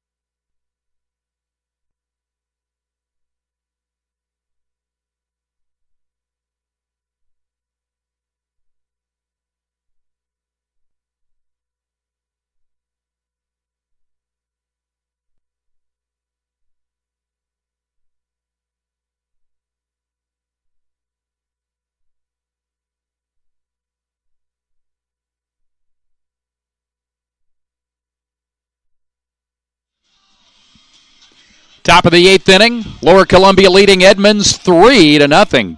Outstanding ball game here this afternoon. We've seen some outstanding pitching. Jimmy Boyce and Christian Miller of the Tritons, and Jared Aiken and Anthony Garcia for another inning. And there's a ground ball hit foul towards third.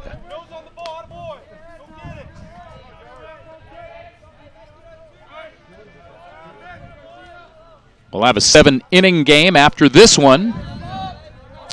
And they probably will lose that game from yesterday that was rained out after 2 innings. Here's the pitch, and that's a good pitch by Anthony Garcia. Good movement on the outer half, and he's ahead in the count 0-2. Tried to expand it outside there, just missed.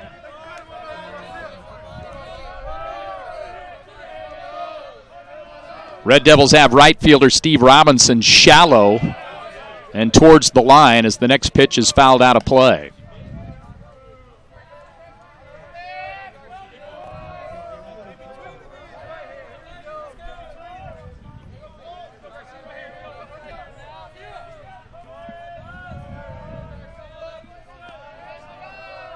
Peering in now is Anthony Garcia, the 1-2 pitch, breaking ball upstairs, 2-2.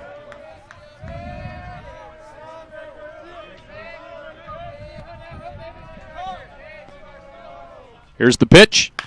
Ground ball hit out to Conklin at short. Throws over to first for out number 1. Zach Needham is 0 for 2 with a walk.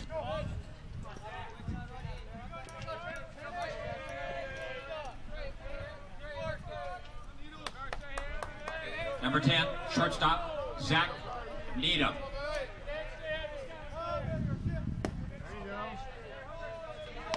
First pitch is a ball. Needham, one of these guys with the gaudy numbers coming into this game, .438 average as he fouls that one into the screen.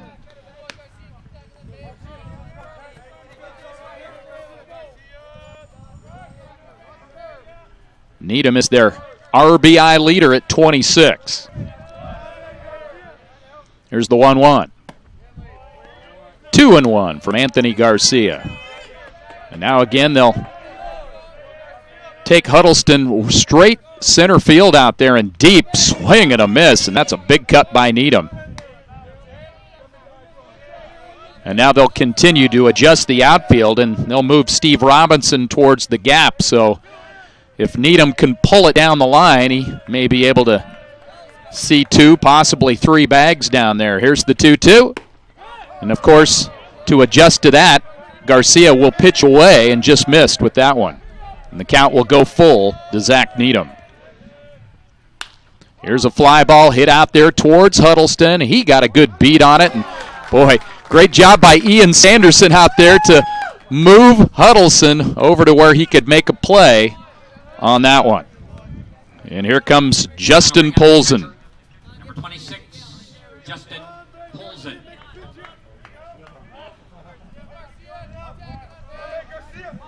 A lot of work goes into the defensive positioning using spray charts and scouting reports. And they just don't come out here and play ball. There's a lot of preparation involved in this as Garcia's first pitch is inside.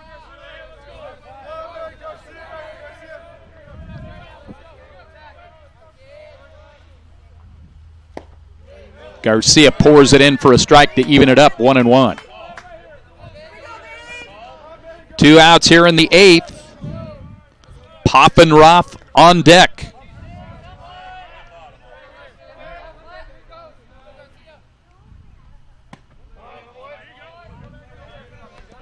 Two and 1 to Polson.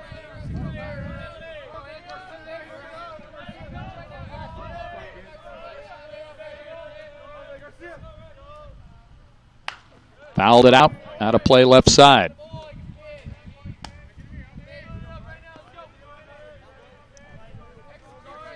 Two and 2 with 2 outs here and a 3-0 Red Devil lead here in the 8th inning.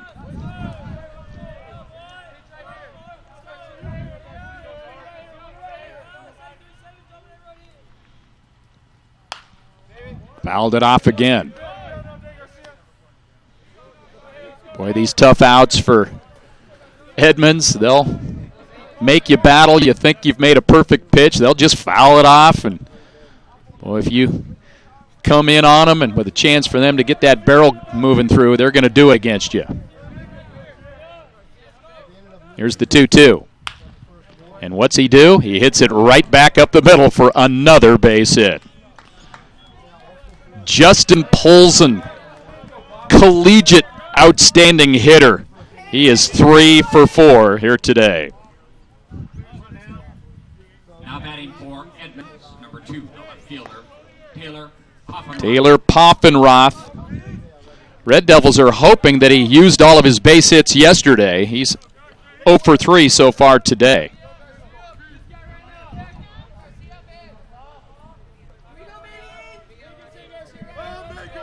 Garcia now will work from the stretch with Polson over there at first, but 2 outs. Pitch on the way to Poffenroth, chopped foul towards the end of the Edmonds dugout.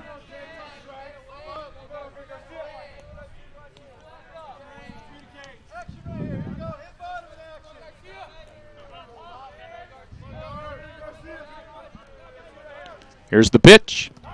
Plunked him. Breaking ball got away from Garcia.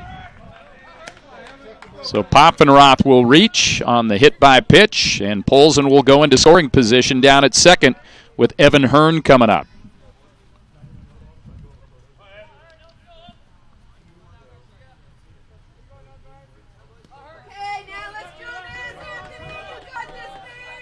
Number 31, third baseman, Evan Hearn.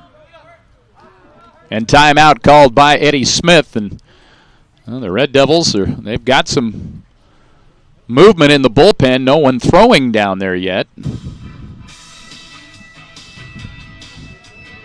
so we'll have a mound conference out there. Coach Smith will talk to Anthony Garcia and his catcher, J.T. Strickler.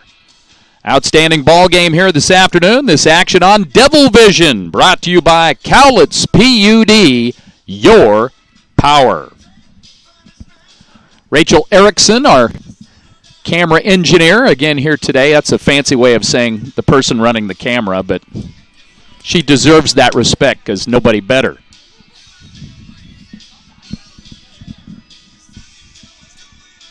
She's an NWAC champion, by the way. Coach Smith done with his conference. He'll head on back to the dugout. Devils trying to get out of this inning, get back into the dugout with a chance to put some more insurance up there in this 3-0 lead. Here's the pitch on the way. Good movement by Garcia on that one. That started inside and broke right over the plate.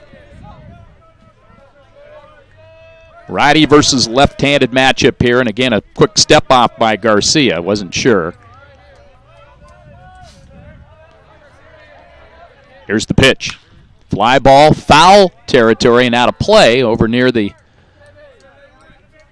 party deck. Not quite at that length down there. I guess that's down what they call the party suites during the summer team out of the West Coast League that plays here.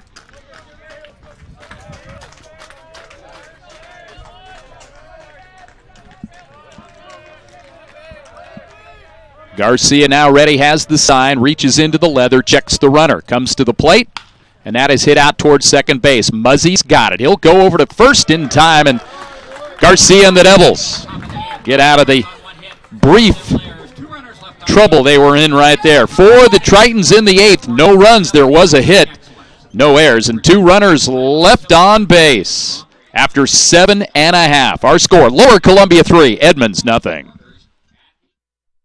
It would also provide nearly 200 family wage jobs during operation. Visit its website at nwinnovationworks.com.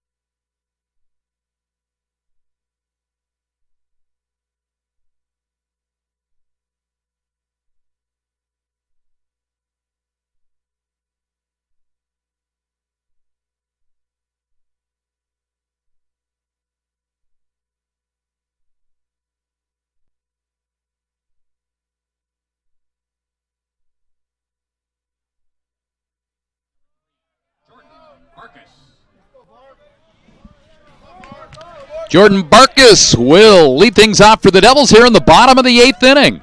LCC leading 3-0. Barkus shows bunt, puts it down towards first. Going to be a tough play, but great job by Christian Miller, the pitcher, who got over there covering in time for out number 1. So Barkus tried to bunt his way aboard, and good PFP there by the Edmonds team as the pitcher got over there and took the throw from the first baseman, Joe Rankin. And the batter's Nicholas Palmer. First ball swinging, fouls it off.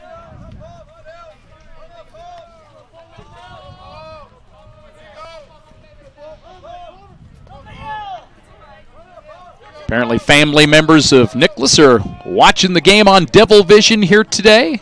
Oh, it's great to have our Texas friends watching in. Swing and a miss, a weak wave at that off-speed pitch by Miller. 0-2 to Nicholas.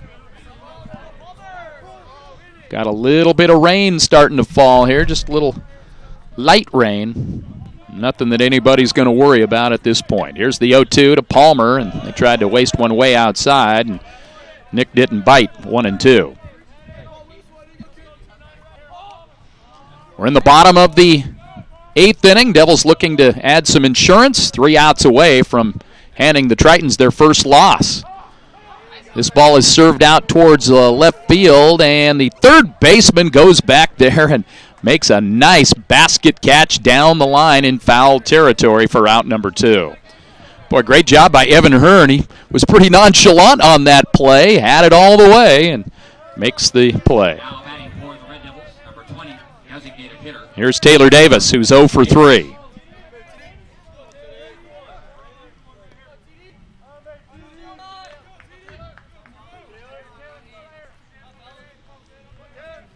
Here's the windup and the pitch. Breaking ball inside. Just missed hitting Taylor.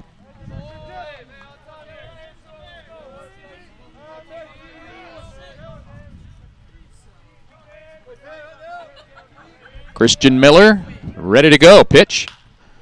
And that's popped up on the infield right side. Second baseman Jake Malone has it, and the Red Devils are retired rather easily here in the bottom of the 8th inning. No runs, no hits, no errors, and nobody left out there. We are going to the top of the 9th. The Red Devils leading it 3-0.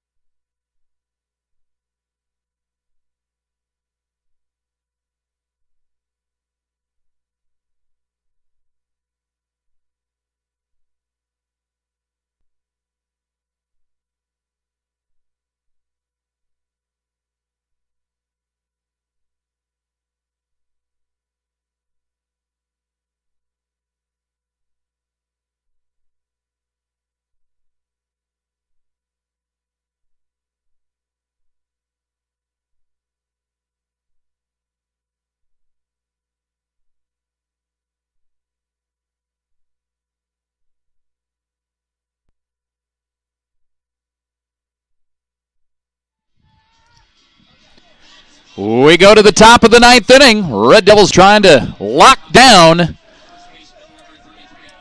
this ball game. 3-0 LCC leads. Garcia's pitch is outside for ball 1 as again we've got some drizzle falling here at Story Field.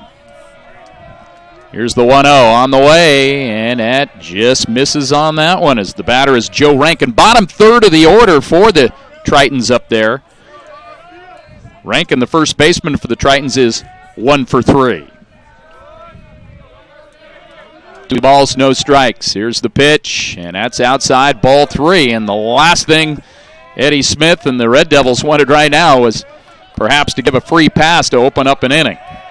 This Edmonds team with supreme confidence, they pulled one out of the hat in the 9th yesterday. They're hoping to do it again today, but Garcia comes right in with a 3-0 strike to make it 3-1.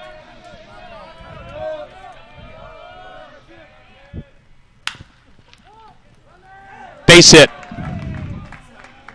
Rankin chopped it in between third and short, and a leadoff hit. I guess you can live with that more than you could a leadoff walk. But still, the Tritons have a runner aboard, and now they'll have a pinch runner come out there as it'll be Elijah Santiago running at first.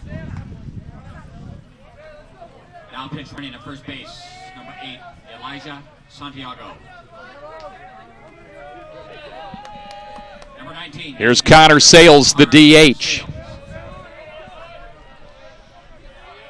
Garcia now checks the runner, throws to first, whips it over there to Campbell. Took him off the bag a little bit. Wasn't going to get Santiago anyway. Devils with single runs in the first, third, and fourth.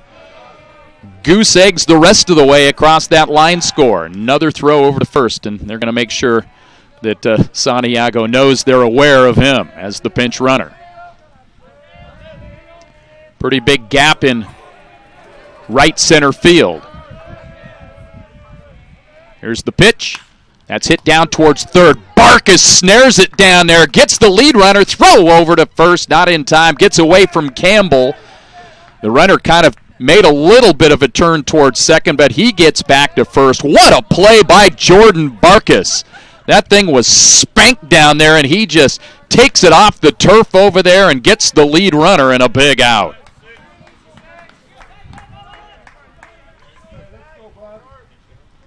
Quick hands by Barkas. And now we've got a pinch hitter for Edmonds as Nathaniel Sagdahl will come out and hit for Griffin Myers. One out runner at first and a 3-0 Red Devil lead.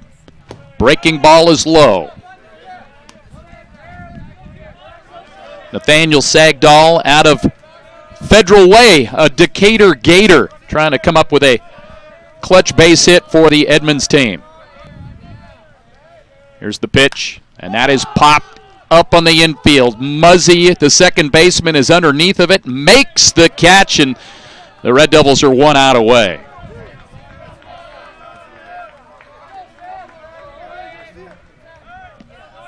Leadoff hitter Guthrie Morrison will come up last call for Edmonds. Center fielder number 7, Guthrie Morrison. Morrison is 0 for 4. Anthony Garcia trying to collect the save for Jared Aiken. Pitch on the way, strike right in there.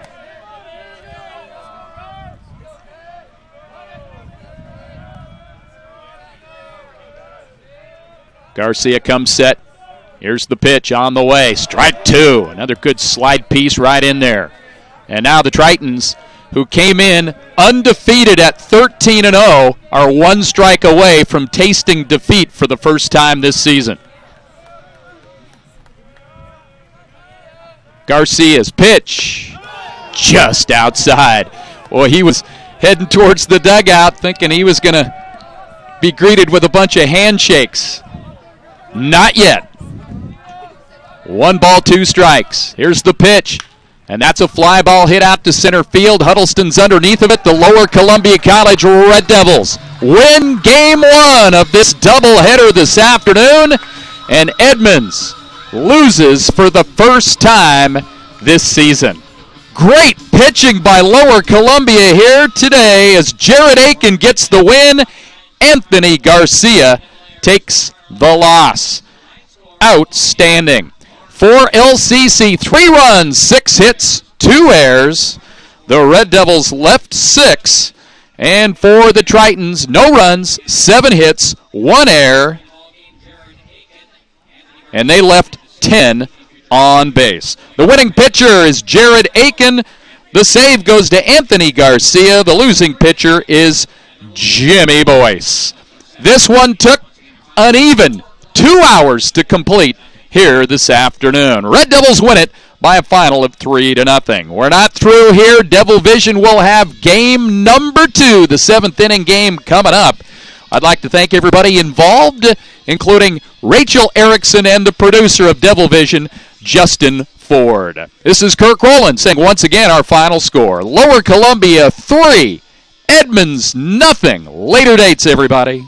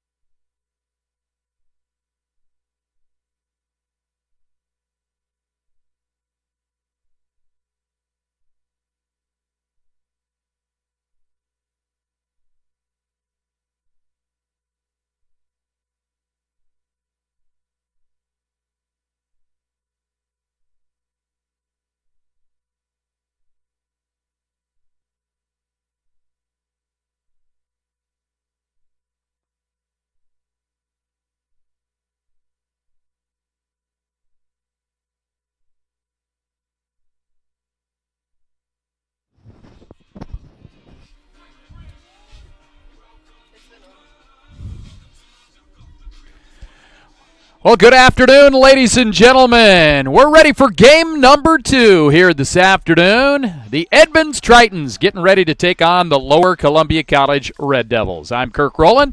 I'll be bringing you the play-by-play of game number 2, a 7-inning affair. The Red Devils handed the Tritons their first loss of the season after 13 wins. LCC winning that ball game by a final of 3-0. The Red Devils take the field. Let's check the starting lineups. First for Scott Kelly's Edmonds Tritons. Leading off in center field will be Guthrie Morrison. Batting second at second base, Jake Malone. Batting third, the shortstop, Zach Needham. Batting fourth at third base, Justin Polzin. Batting fifth in right field is Taylor Poffenroth. Batting sixth, the designated hitter, Evan Hearn. Batting seventh will be the catcher today, Nathaniel Sagdahl. Batting eighth at first base, Connor Sales, and batting ninth in left field, Owen Breitop. The starting pitcher for the Tritons will be Jason Shavenko. Here's the lineup for the Lower Columbia Red Devils. Leading off at second base, Ricky Muzzy. Batting second, the catcher, Cameron Campbell. Batting third in left field, J.T. Strickler. Batting fourth at third base, Jordan Barkus. Batting fifth, the shortstop, Corey Conklin. Batting sixth, the designated hitter, Chandler Mikulik. Batting seventh in center field, Kyle Sandstrom. Batting eighth at first base, Todd Reese. And batting ninth in right field, Trevor Huddleston. And on the mound for the Red Devils, the right-hander, Anthony Brink. We did have some rain in between games. Not bad.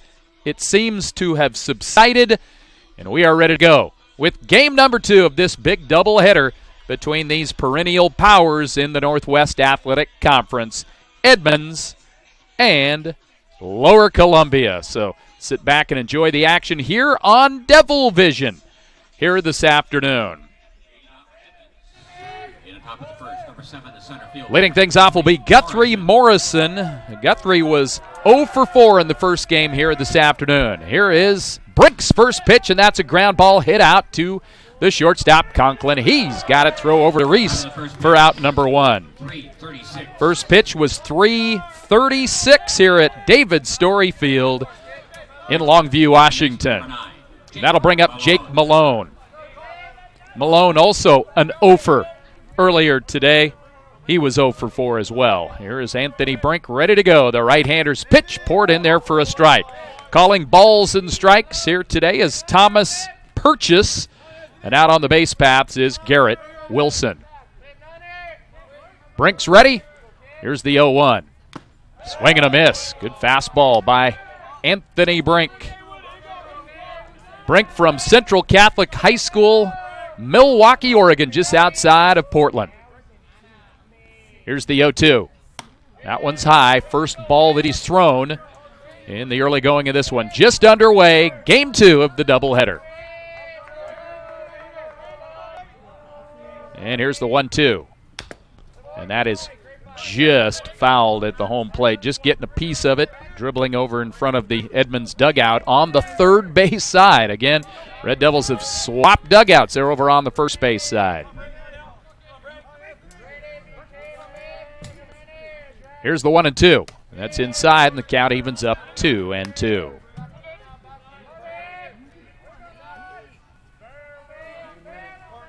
Anthony Brink working quickly. The 2-2. Fly ball hit to center field. Going back is Kyle Sandstrom. He's got it. Quickly 2 outs. That'll bring up Zach Needham. Shortstop, Zach Needham.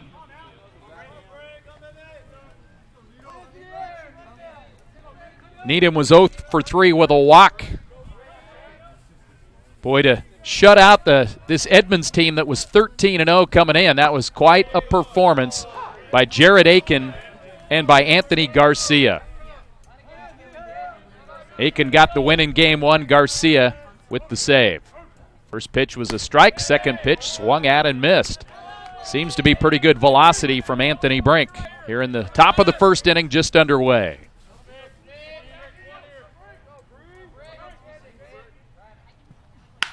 Ground ball hit out to Muzzy. Backhands it, throws over to first, and the Tritons go down 1-2-3 to open up this ball game. No hits, no runs, no errors, nobody left on base. It's Edmonds nothing. The Red Devils coming up.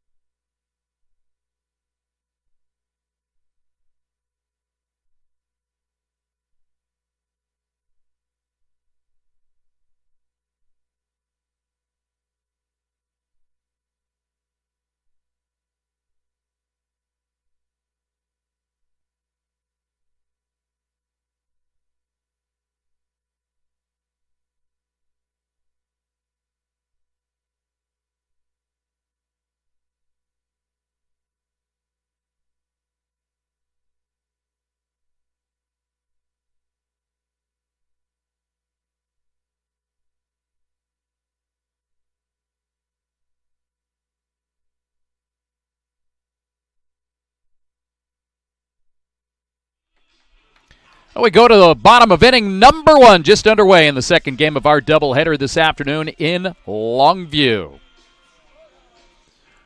For Edmonds, Owen Breitop out in left, Guthrie Morrison the center fielder, Taylor Poffenroth in right, Justin Polzin at third, Zach Needhams at shortstop, Jake Malone at second, Connor Sales at first, Nathaniel Sagdahl behind the dish, and the starting pitcher is Jason Shavenko. He is making his 4th appearance of the season.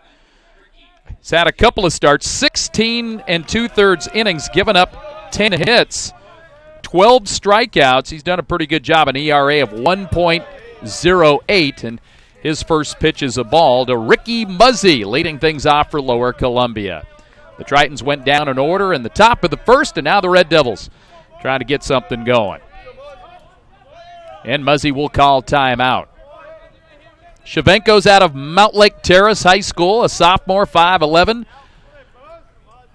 Pretty good stuff. Fastball fouled up towards the Red Devil dugout. Now comes back into play, and coming over is the first baseman, Connor Sales, to retire the batter. Looked off the bat that was going to be gone, but it just went straight up and stayed in the ballpark, and Sales came over and made the catch. Number 15, Cameron. Here's Cameron Campbell getting the start at catcher for game number 2.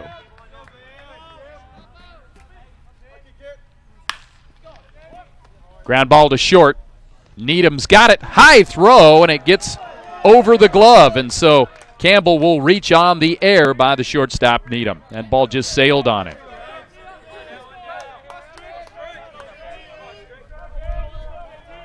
J.T. Strickler, who caught the first game in left field, here for game 2. And he's up there now to hit against Jason Shavenko.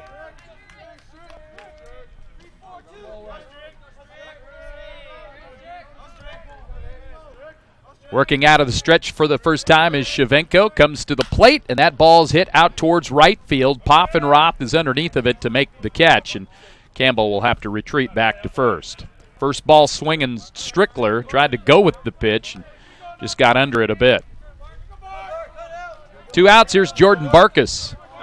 Boy, Barkus made an outstanding defensive play in the 9th inning for Lower Columbia. Short hop screamer down there that he turned into an out to get the lead runner, as the Devils had a 3-0 lead in the 9th, trying to shake the memory of giving 5 in the 9th to lose up in Edmonds yesterday. First pitch in for a strike. Nothing coming down. Here's the 1-1. Swing and a miss. And here's a steal by Campbell. Little delayed steal, and Cameron's got himself a theft. When the catcher Sagdahl didn't come up clean, Campbell had it. I think he would have had it anyway. It was a good job by Cameron on a delayed steal. A ball and 2 strikes. Now to Barkus. Fouls off the breaking pitch.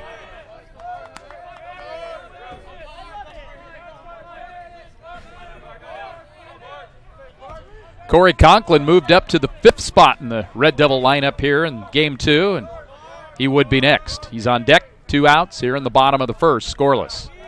Devils have a runner in scoring position for the first time this afternoon. Pitch on the way, it's high, 2-2.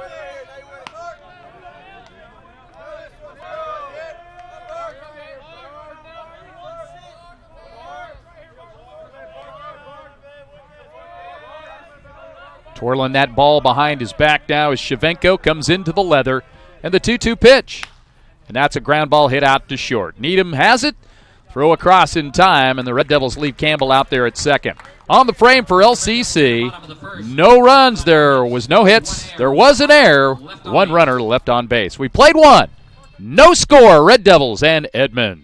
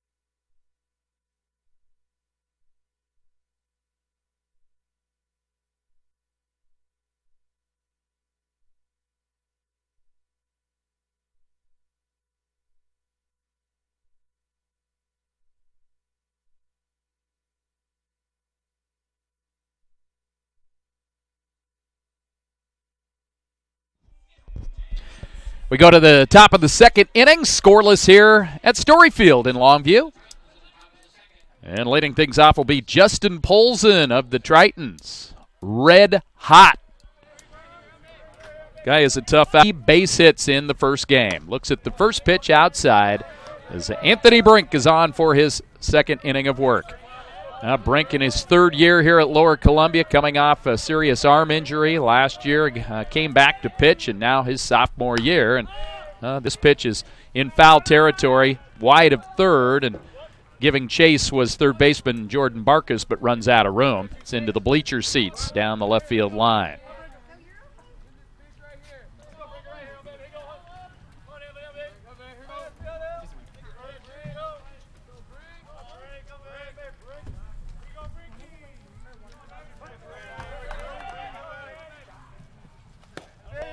Good pitch by Brink, right in there.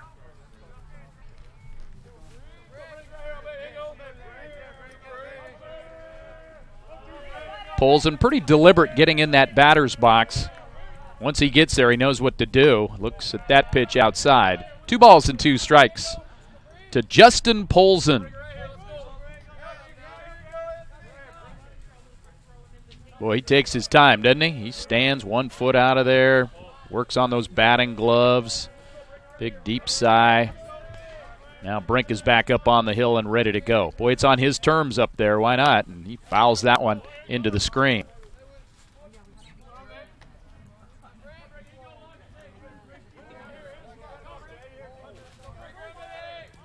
He'll go through the same routine, work on those batting gloves. 1 foot out of the batter's box, takes the bat, kind of does a little over the head calisthenic there, and Swiss's Brink gave him some high ched, and he couldn't catch up with it. Polson strikes out. Now batting the Here's right Taylor fielder, Poffenroth. Number 2, Taylor Poffenroth.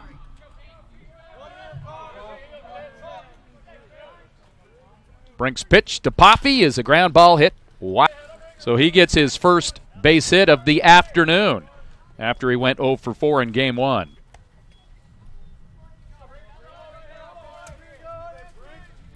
And the designated hitter, Evan Hearn, is up there now for Edmonds. Number 31, Evan Hearn. Hearn's out of Squim. Up in the Port Angeles area up there. Throw over to first and diving back. is Taylor Poffenroth.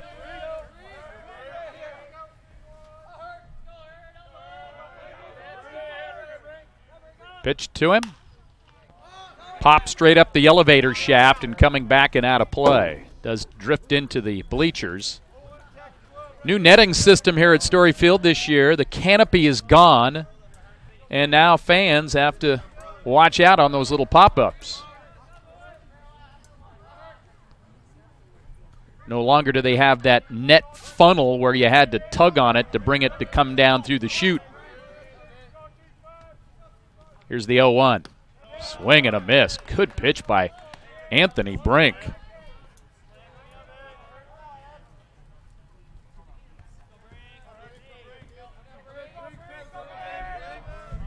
Anthony up 0-2. Throws to first, has him picked. Poffenroth gets picked off. Looked like he was going on that one, and Brink caught him leaning, and a good strong throw over to first, and now we've got 2 outs.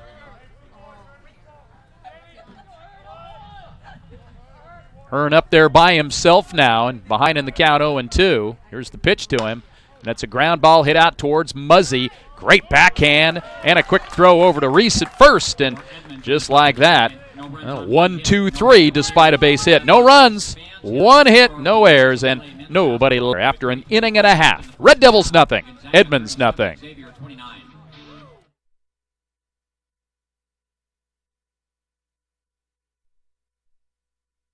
Here at Fiber Federal, we go beyond financial services and truly care about our community. But have you ever wondered, what does community look like?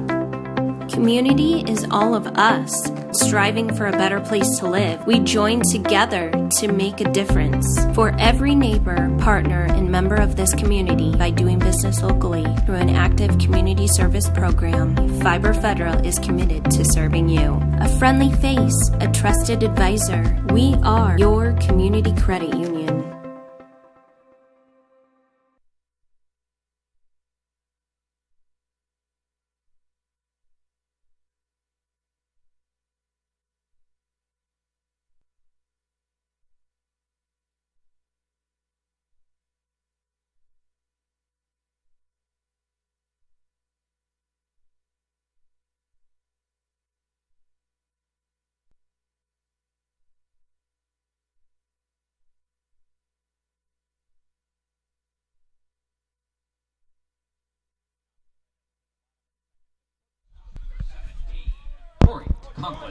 Corey Conklin will lead things off for the Devils here in the bottom of the second inning. Scoreless, Edmonds and LCC here today in End Baseball in Longview. Here's the pitch on the way, taken low for ball 1. Jason Shavenko on for another inning of work. Corey Conklin came into the day hitting .378. Was 0 for 3 earlier today. Fouls that one out of play. 1-1 the count to the young man from Corvallis, Oregon.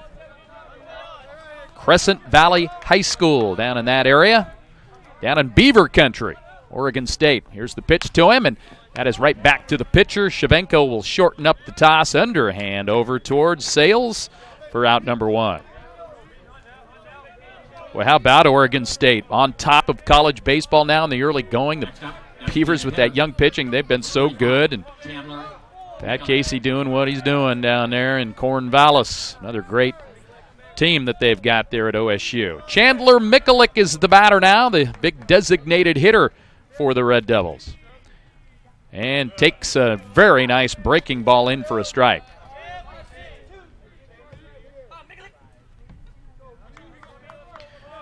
Chandler trying to get the bat cooking here. A 176 average, takes a strike down in the 2. Young man's got some power. Does have a home run this year. Had a big game up at Skagit Valley where he hit a triple and a home run. Here's the 0-2. Swung at and then got past the catcher, Sagdahl, who will throw down to first to complete the out. 2 outs and Kyle Sandstrom coming up. Now to bring up the Red Devil center fielder, number 8, Kyle Sandstrom. Kyle Sandstrom out of Ferndale. His high school team was down here at Story Field a week and a half ago. Pitch. Actually, I guess it was a week ago on Saturday as he takes a ball. Ferndale came in and beat Mark Morris and lost to R.A. Long, the two local high school teams. Sandstrom fouls that one out of play, 1-1. Sandstrom hitting .286. Pretty good eye, has 7 walks so far. Looks at that one low, 2-1.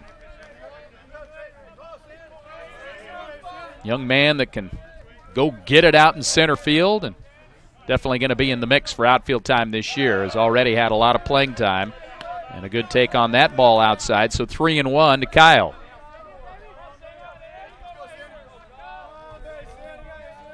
Here's the pitch to him. Takes ball 4. A 2-out walk for Sandstrom. 8 walks now on the season. Here's Todd Reese. Now batting for the Red Devils, number 11, first baseman, Todd Reese. Todd Reese has definitely got himself in the mix when he's not pitching. Can play third, can play short, plays first base here today. Of course, also a pitcher, and he swings at the first pitch and fouls it out of play beyond the Red Devil dugout on the first base side. Todd Reese, of course, the coach's son, knows what he's doing out there. .333 batting average coming in, 15 at-bats, has 5 base hits, a couple of RBIs. Here's the pitch, and that's low. 1-1. Boy, good secondary lead out at first base for Sandstrom.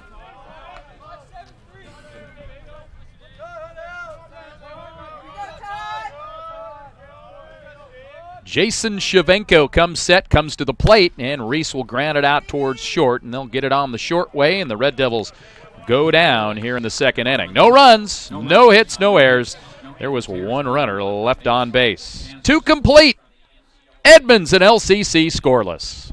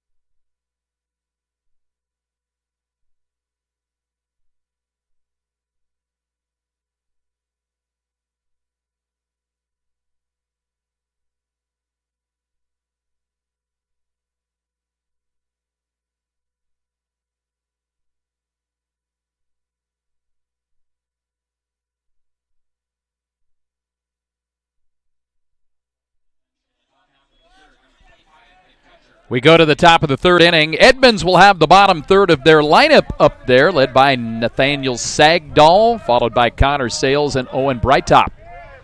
Anthony Brink. And here's his pitch. Fastball a little tall.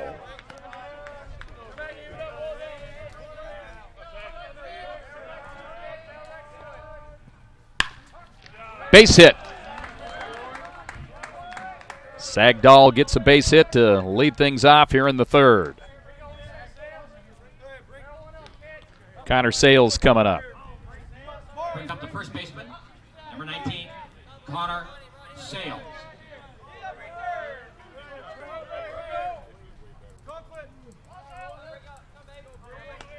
Brinkle will work from the stretch now with the hitter Sales coming up. Connor had a couple of base hits in the first game, the LCC 3-0 win. Brink throws over to first base. Boy, that was kind of a lift and jump shot over there by Anthony Brink. Didn't look like a really good step off over there. Here's a pitch on the way, and that is hit out towards Conklin. He's got it, throws back over to try to double him up. Can't do that. But a nice play by Conk on the lazy liner by Sales. 1 out, and the runner has to stick over at first. Owen Breitop, the hitter now. Number 22, the Tritons left fielder, Owen Breithaupt.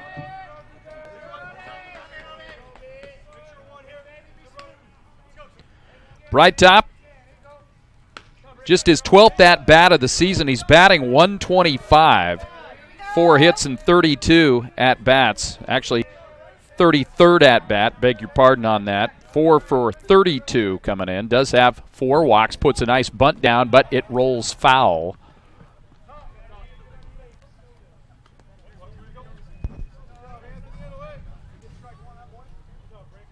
No runs, 2 hits, and an error for the Tritons. No runs, no hits, no errors for the Devils so far.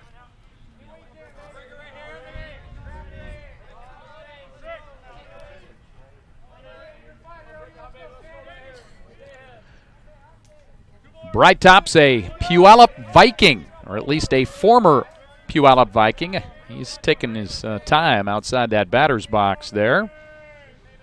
That's because Cameron Campbell had to adjust his shin guards.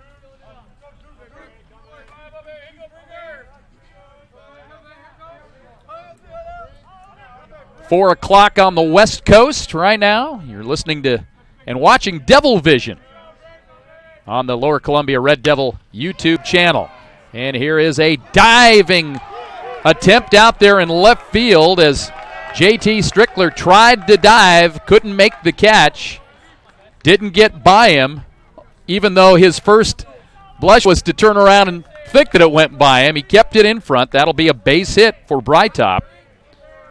And so a couple of runners on now with 1 out. Sagdahl down at second, and Guthrie Morrison comes up, the leadoff hitter for Edmonds. Number 7, Guthrie Morrison. So nice try out there by Strickler, and at least he did keep it in front. Perhaps the Tritons take the early lead. Here's Anthony Brink, 1 out with 2 runners on, and he'll step off after taking a long look at Sagdahl down at second base. Whole bunch of trouble coming up in this Edmonds lineup. Here's a breaking ball that just misses it. Came off Brink's hands, kind of funny, but then actually did slot back in close, just missed.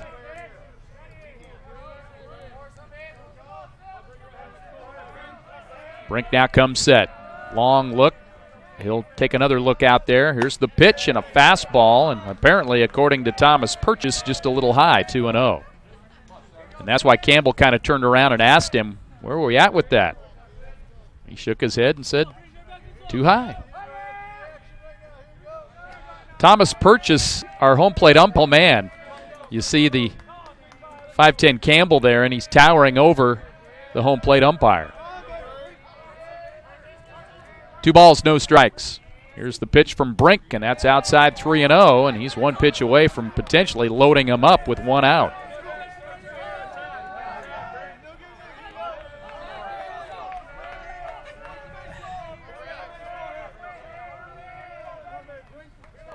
Brink onto the side of the rubber. Throwing off that turfed mound out there. Here's the pitch. That's a good one right there. 3-1. The landing area of the turfed mound has kind of some brown sand out there. They try to keep that sanded up pretty good to avoid wear on the turf. Here's the 3-1. And that is fouled off the leg of Guthrie Morrison. Guthrie's a Seattle kid out of Ballard High School.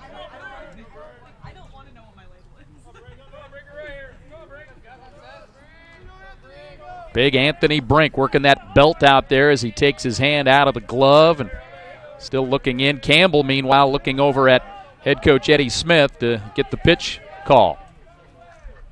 Count is full, 2 runners on, 1 out. We're here in the top of the third, scoreless. Here's the pitch. Popped up, foul territory. Reese has room, gets underneath of it, and makes the catch for out number 2. Big out there for. That'll bring up Jake Malone. That brings up number 9, the Triton second baseman, Jake Malone. Malone 0 for Saturday today. He was 0 for 4 earlier. Malone has been solid, though. .358 batting average. Here comes Brinkset. Pitch. That's high.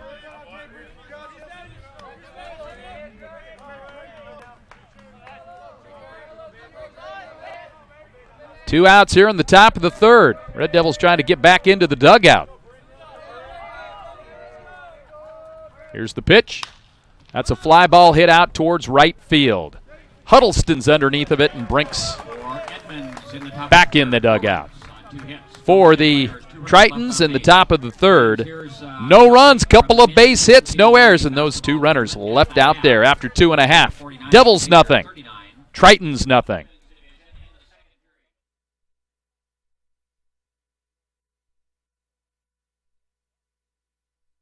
Athletic excellence.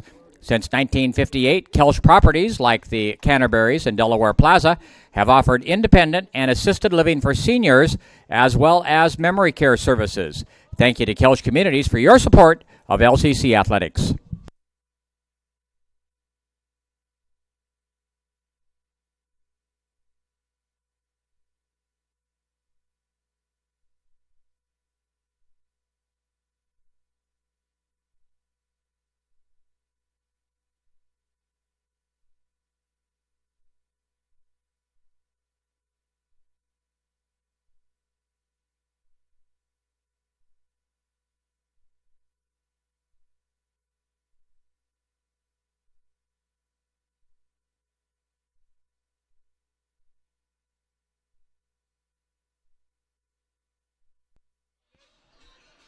T-Hud coming up to lead things off in the bottom of the third. Trevor Huddleston will lead things off for LCC in this scoreless ball game.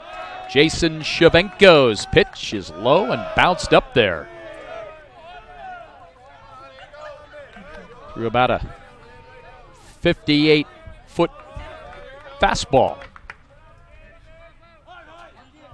Here's the pitch. In there for a strike to even up 1-1.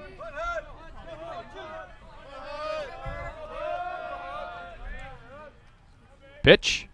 That's high. 2 balls, 1 strike to Trevor Huddleston of Lower Columbia.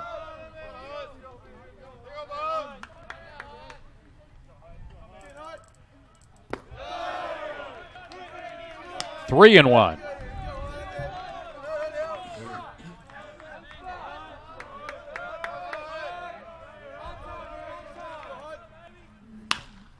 Ground ball hit out to second, or shortstop, I should say. Needham, his throw is low, picked out nicely by Connor Sales. Nice. Did a good job to help out his shortstop there. Back to the top of the order for the Red Devils and their second baseman, number 7. So the Red Devils go to the top of the order. Ricky Muzzy, the batter. 0 for 1 so far today.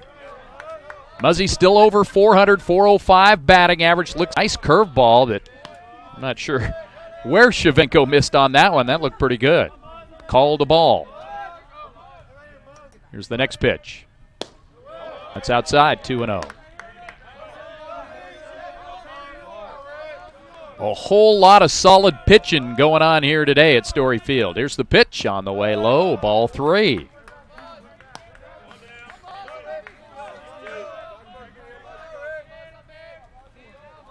Muzzy will most likely take this one. And he'll take his base.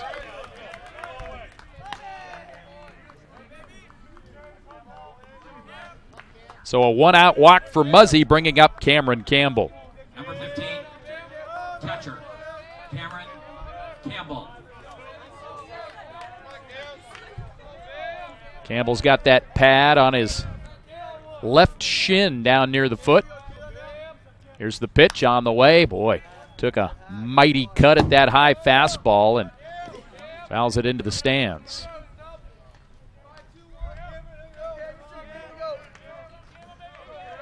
A strike to Cameron Campbell. Muzzy with a decent lead over at first. Here's the pitch to Campbell, and that's hit down the line, and that is a fair ball. Muzzy will have to hold up at second base, so Campbell has himself a single, and the Devils got something going with 1 out. Just did stay fair near the bag down at third, and pulls in the third baseman. Couldn't field it clean. It got past him, but not enough to allow Muzzy to come all the way around to third. And here comes JT Strickler of the Red Devils.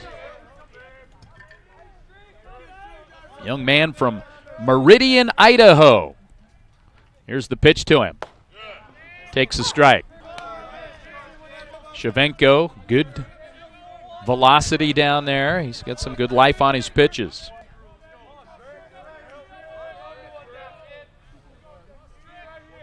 Muzzy at second, Campbell at first with one out here in the bottom of the third. And the next pitch is low, and pouncing on the ball that gets away is Sagdahl. Eric Lane hoping to twirl that arm there and send Muzzy around to try to get the first run of the ball game. Here's the pitch to Strickler. Low.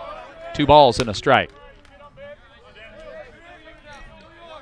Strickler with the serious arm injury last year. It was a medical redshirt year. He ran the scoreboard here at Storyfield.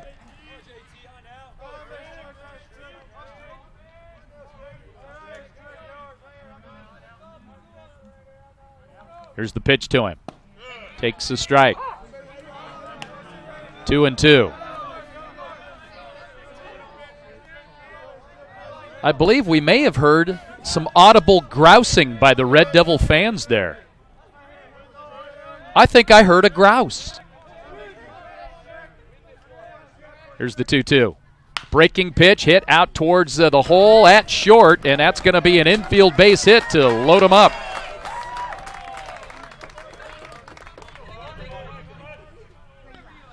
Muzzy can only advance to third, as it didn't get past Needham very far. And now here comes Jordan Barkus in a big situation. Fly ball can break this scoreless tie. I think Bark would just as soon hit a rope somewhere and maybe hit a gap and get at least a couple. Pitch to him.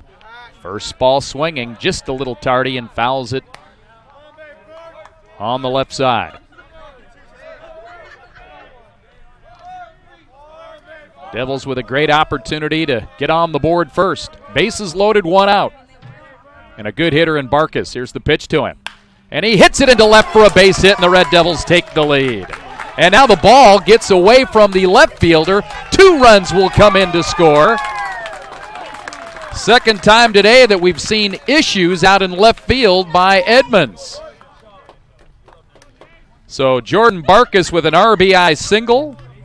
Another run comes in to score on the error by the left fielder, Breitop. And here comes Corey Conklin.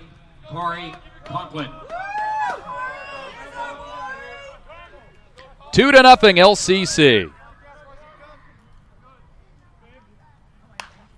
First ball swinging, fouls it off.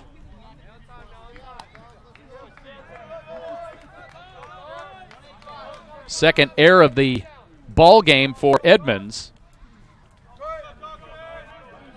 Conklin with that wide open stance. Shavenko comes to the plate. Curve ball right in there for a strike. Nice breaking pitch by Jason Shavenko. And he's ahead 0-2. Chandler Mikulik standing on deck for the Devils. Still just 1 out here of the frame, 2 runs in.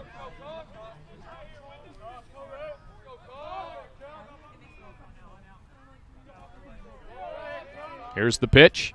Swing and a miss. And holding on to it is Sagdahl, and that's a strikeout of Conklin, and Mikulik will come in to try to keep it going. Number 45, designated hitter, Chandler Mikulik. Mikulik struck out his first time. Checks in on that right-handed batter's box. Here's Shavenko. Comes set, checks the runner. Pitch, low, ball 1.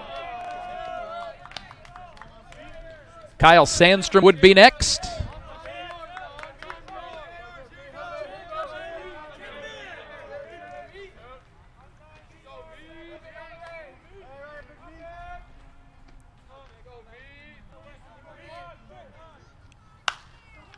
High fastball straight up in the air and over the dugout on the Edmonds side, third base.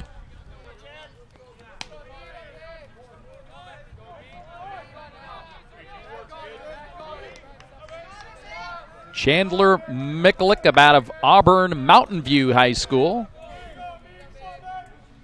Big power potential.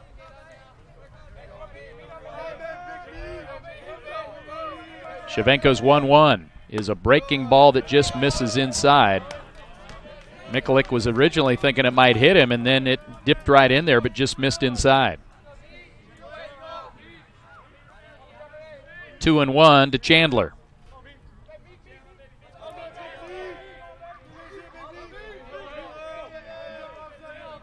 Here's the pitch.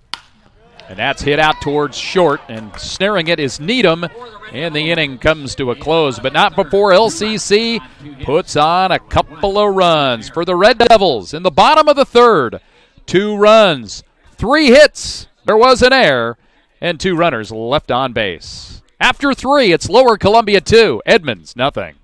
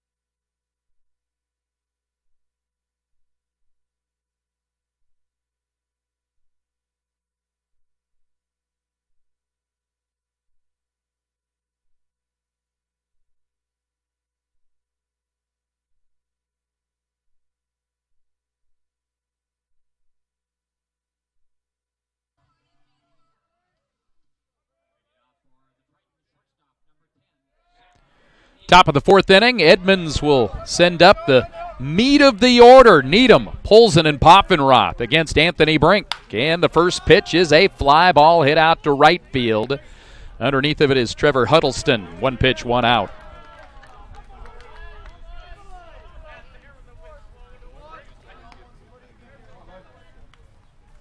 And here's Justin Polson.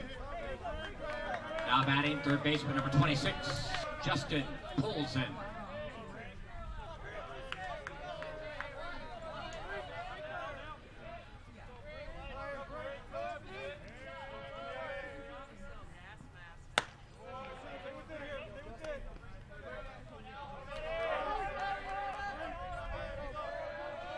One ball to Polson. Anthony Brink's next pitch is fisted out of play. 1-1.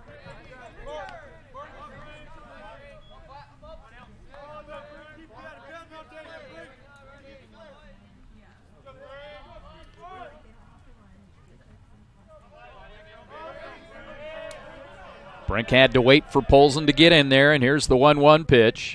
That's a ground ball hit weakly out towards Conklin at short. Takes Todd Reese off the bag, but he knows what he has to do there, and that's put that glove right where Polson's coming by, makes the tag. That'll be out number 2.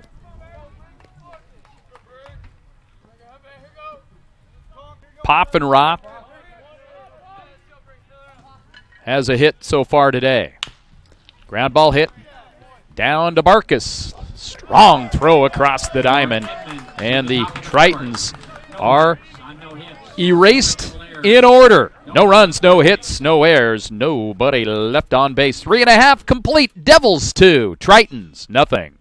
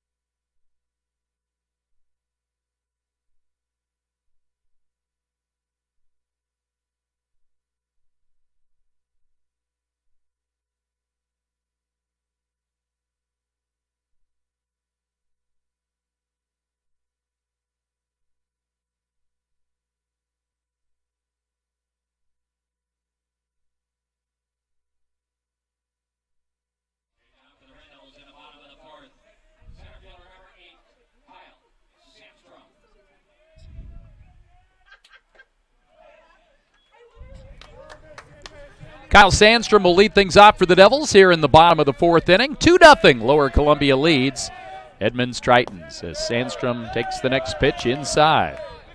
Now the LCC softball team splits their road doubleheader at Mount Hood. Kind of a unique twin bill as the 2-0 pitch is on the way by Shavenko. 3-0 to Sandstrom. LCC beat Mount Hood 11-1 in 6 innings in the first game, and Mount Hood won 11-1 in 5 innings in the second game. Devils go to 2-2 in the division, and I think a split in 4 road games at Clackamas Mount Hood, they'll take that. Leadoff walk for Kyle Sandstrom. Todd Reese, the batter. First baseman, number 11, Todd Reese. Todd reached on a fielder's choice his first time up on a ground ball hit out to shortstop. Here's the pitch, and he hits that one into right field for a base hit. Sandstrom had to wait to see, but he'll check in down to second, so Todd Reese has a base hit. Nice little piece of hitting there by Todd, and that'll bring up Trevor Huddleston. That'll bring up the Red Devils right fielder, number 47, Trevor Huddleston.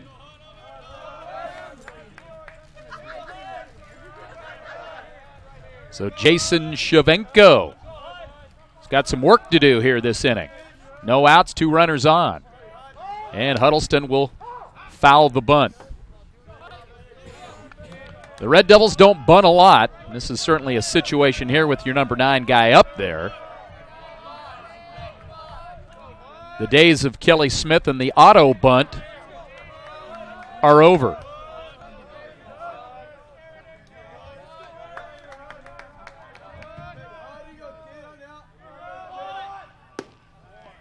Takes a strike. Showed bunt, pulled it bat back, and then took the strike in there, 0-2. Most likely that bunt is off. T. Hud becomes a hitter here. Try to advance a runner, get it on that right side. Avoid that double play. Pitch to him, way outside. 1 ball, 2 strikes. Ricky Muzzy on deck for the Devils. They lead 2-0 here in the bottom of the 4th inning.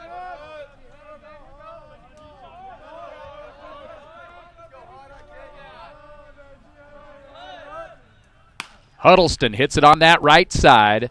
They'll go for 1 at short, and the throw over is in time. So, you got the runner over, but a couple of outs put on, and a big pitch there for Shavenko to get Huddleston to round into the double play.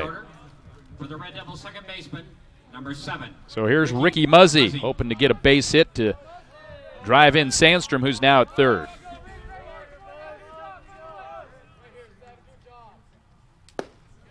First pitch is in there for a strike.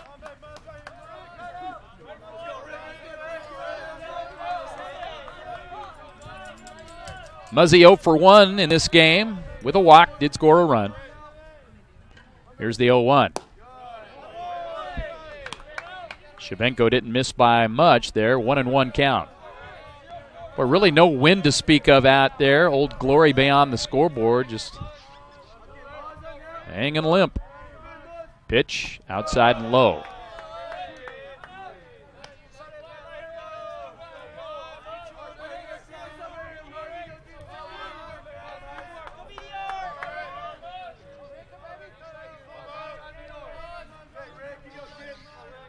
Here's the pitch. Breaking ball. Swing and a miss, and then Muzzy's bat came in and got a bit of the helmet of catcher Sagdahl. 2 balls, 2 strikes. And now Scott Kelly's going to come over and check on his catcher. Whenever you get a bat on the dome, you got to at least check to see if he's okay. And Sagdahl seemed like, Coach, what are you doing out here? Let's go. Let's play some ball. Scott Kelly doing the right thing and checking on his player. Here's the 2-2. That's high, and the count will go full. 2 outs here with a runner at third. Devils leading 2-0 and hoping to get a Muzzy base hit to get it up to 3-zip. Cameron Campbell on deck for the Devils. Here's the pitch. Just low, and so now runners at the corners. A 2-out walk for Ricky Muzzy. And here comes a good RBI guy in Cameron Campbell. And Muzzy is definitely a stolen base threat as well. If Eddie Smith wants to do something there. Of course, with Cameron Campbell at the plate, you might want to just leave it to him to get a big base hit. Breaking ball is a good one for a strike.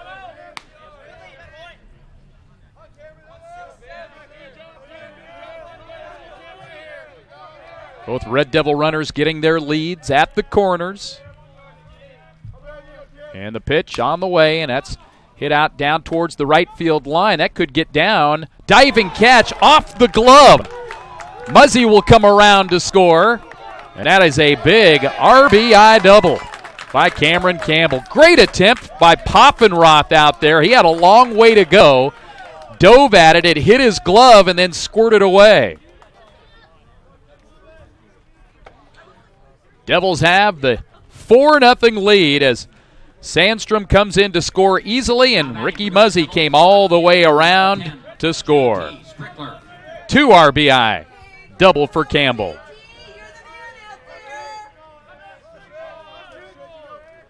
Boy, that was clutch by Cameron Campbell. And here's a ball hit down the line. That's a base hit by J.T. Strickler. And Campbell will come around to score. Strickler will exchange places with Soup, and the Red Devils now have a 5-0 lead.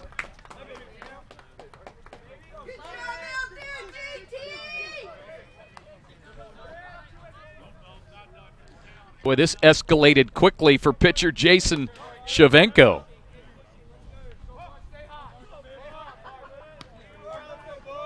And here comes Jordan Barkus. Number 3, Red Devil third baseman, Jordan Barkus. Barkus had an RBI base hit his last time up.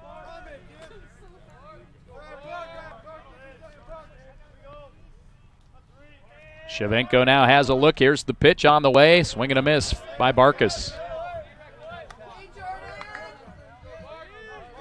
Barkus grew up watching a lot of baseball at Salem Kaiser and the Volcanoes there. And of course, he's got father's into coaching and a brother as well in the West Coast League, and just a baseball guy, Jordan Barkus.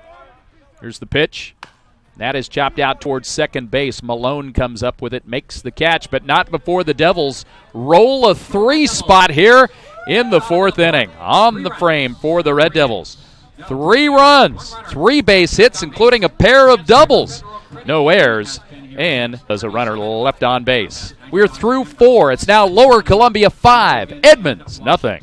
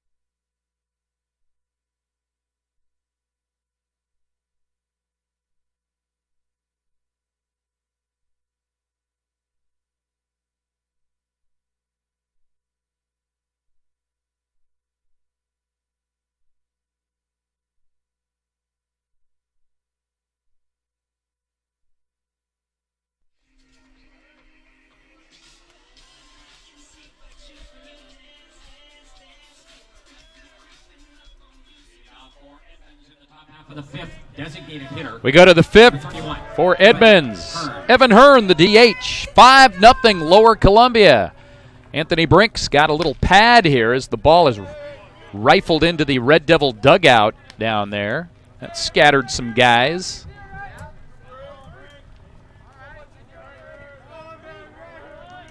We'll see how Brink performs with that 5-0 lead. Boy, good pitch in there to go up 0-2.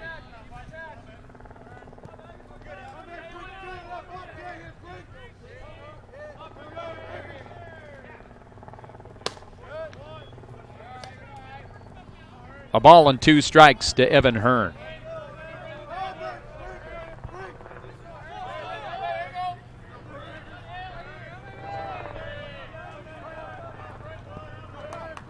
Brink's ready, pitch on the way. Slow stuff, swing and a miss. Great off-speed delivery by Anthony Brink. Hearn goes down swinging. Here's Nathaniel Sagdahl, the catcher. Nathaniel Sagdahl.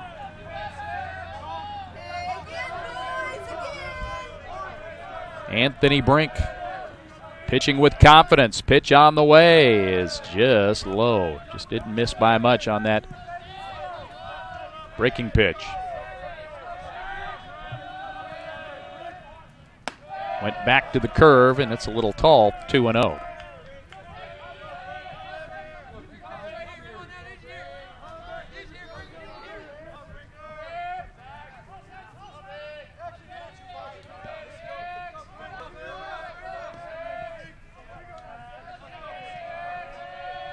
Here's the 2-0 by Brink. And that's a chopper hit right back in front of the mound. Brink will take it himself, make the strong throw over to Todd Reese for out number 2. Anthony called off Campbell and said, I got this. Made a strong throw over there. Connor Sales, the batter. Lazy liner to short his first time 0 for 1. Connor Sales. Sales had a couple of base hits in the earlier game today. The 3-0 Lower Columbia lead. Here's the pitch. Missed with it.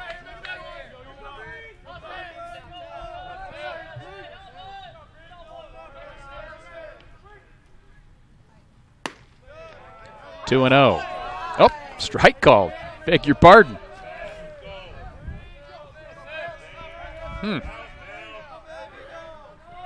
Here's the 1-1.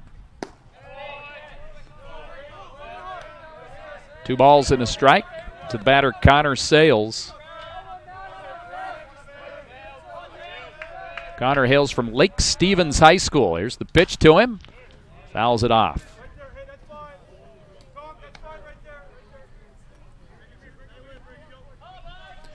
Got some Red Devil fans that are here with their own canopies. Looks like we got a Coug fan down the left field way over there with the Washington State awning down there. We've been pretty fortunate with the weather here today. A little bit of wet, but not much. Here's a base hit on the right field side as Connor Sales will try for a double. Here's the throw, and it is not in time. The ball gets past Conklin, the shortstop, covering. So that's a 2-out double for Connor Sales.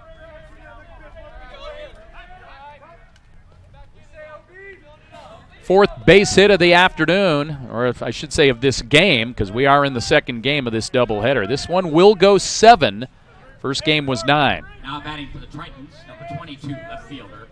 I'm guessing that if we were in probably a better weather situation, and perhaps we didn't have some pitching wasted yesterday, we may try to play 2 9s here. But the decision was made prior that they would get into what is usually divisional mode, and that's a 9-inning game followed by a 7-inning tilt. Owen Breitop, the left fielder, is up there now for Edmonds. Fouls it into the screen.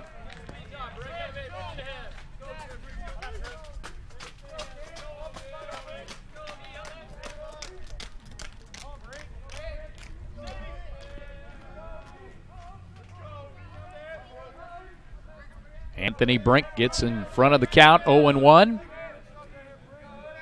Steps off.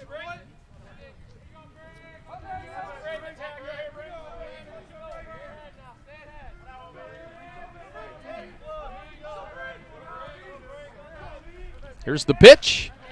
That's hit into right field, and coming around to score will be Connor Sales.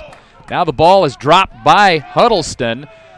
That's going to be a base hit and an error by Huddleston, but an RBI single for Owen Breitop. He was holding on at first until Huddleston dropped the ball and allowed it to get away from him.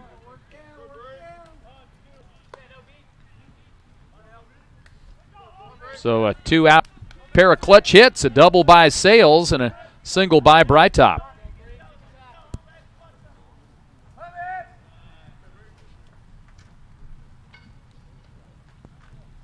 Eddie Smith will pay a visit out to the mound.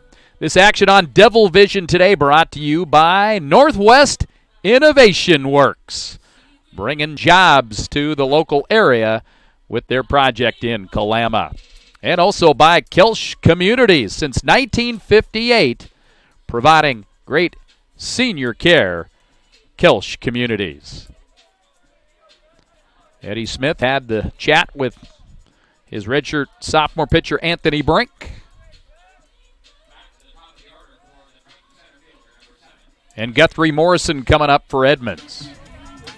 Never enough runs against this dangerous Edmonds team. We got a long way to go in this 7-inning game. Here's the breaking ball in for a strike.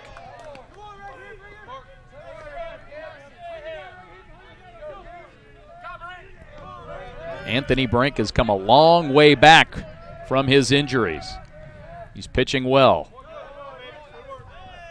But now Edmonds finally on the board, hoping that that'll kickstart this offense that hasn't been able to do much against Red Devil pitching today.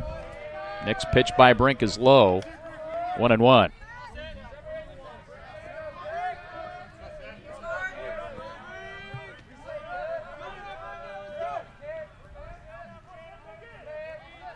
Brink now comes set. That's hit into right field for another base hit. Huddleston will throw, and Reese will cut it off. And Brightop will come in to score. That'll be an unearned run as he got into scoring position on the air by Huddleston. And just like that, all of a sudden, Edmonds getting back in this game.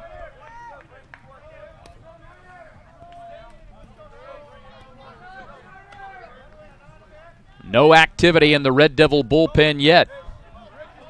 Next up, Jake Malone, the batter. Second baseman, Jake Malone. Morrison inches off the bag over there at first. Brink comes to the plate. Here's a fly ball hit to left and pretty deep, and that's going back, and that's out of here. And boy, is Edmonds back in this ball game as Jake Malone has just hit a 2-run bomb over the Tritons bullpen in left. And now, just like that, 5-4. The Red Devil lead has shrunk to 1.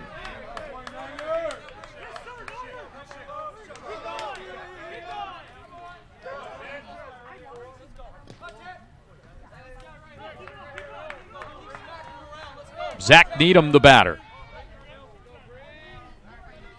And still no Red Devil bullpen activity.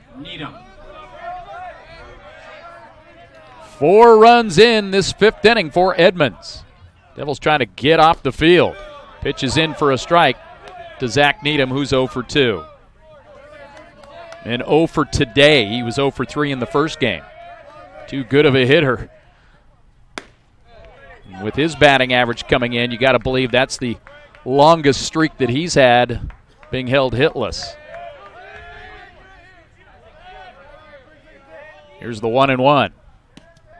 Inside, gets past Campbell's glove to the backstop. 2 balls and a strike.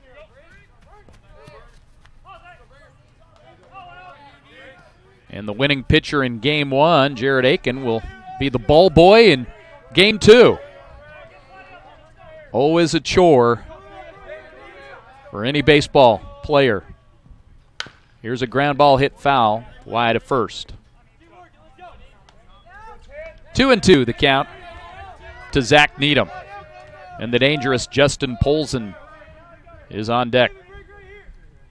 Jake Malone with a 2-run home run to get the Tritons within 1. Pitch. Ground ball hit out to Muzzy. Charges in on it. Makes a soft toss to first to Reese. And the inning finally is over. But not before some damage by the green and blue on the frame. 4 runs. There were 4 hits. There was an error. And nobody left on base. We are through 4.5. It's the Red Devils 5, Edmonds 4.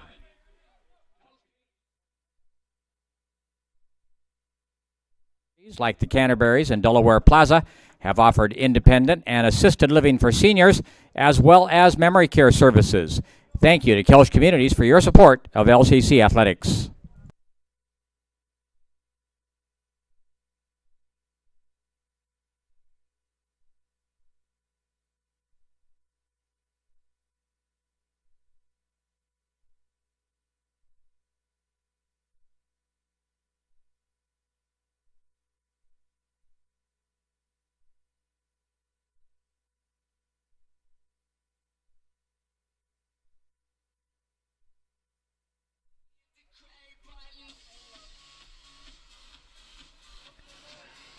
Go to the bottom of the fifth. Lower Columbia 5, Edmonds 4, and Jason Shavenko. He's got a little more spring in his step as he's in a close game. Here's Conklin. He serves one out to right field, and this time the catch is made by Taylor Poffenroth. He had one go off of his glove earlier. This time he is able to snare it on the diving, sinking liner hit by Corey Conklin. Next up for the Red Devils, designated hitter, number 45. Nice play by Taylor Poffenroth. Here's Chandler Mikulik, the Red Devil DH, 0 for 2 today. Breaking ball outside for ball one to Big Chandler.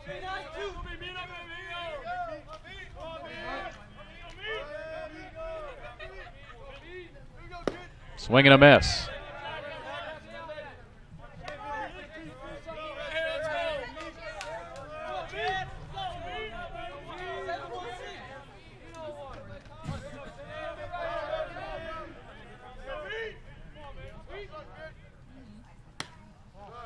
Two balls and a strike to Chandler Mikulik of Lower Columbia. 5 runs, 6 hits, an error for the Devils. 4 runs, 7 hits, 2 errors for Edmonds.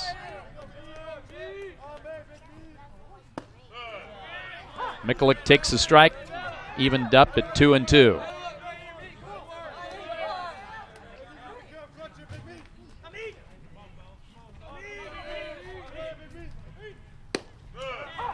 Oh, punched him out. That was outside the strike zone. It appeared Mikulik had held up, but a home plate umpire, Thomas Purchase, rings him up. Center fielder, number 8, Kyle Sandstrom. That appeared to be outside. Here's Kyle Sandstrom. Takes the first pitch for a ball. 2 walks for Kyle in the game.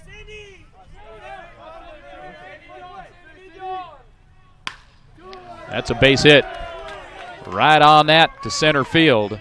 A 2-out single for Kyle. Todd Reese will step up.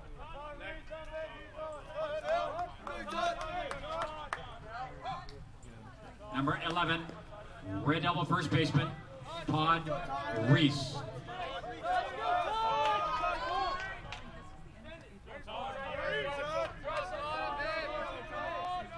Jason Shavenko has gone the distance. First pitch to Reese is upstairs for ball one. Eric Lane, the Red Devil third base coach, hoping to get a big sweep here today so he can go watch his Zags play. Here's the pitch on the way, and that's right in there for a strike. 1-1. Of course, Eric Lane was a NWAC MVP here at Lower Columbia, went on to play third base for Gonzaga.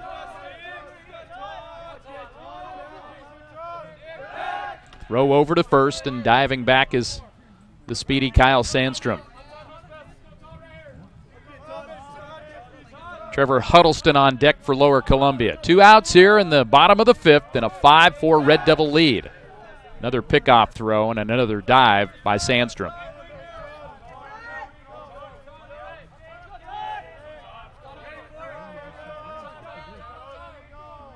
Here's the pitch. Breaking ball fouled off the catcher into the backstop.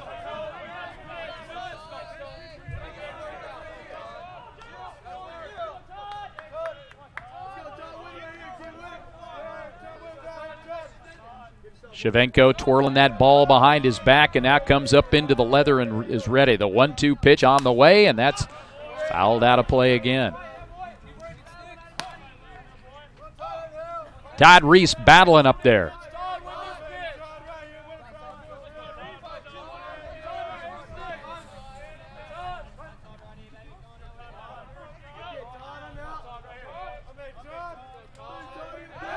Throw over to first. Sandstrom back.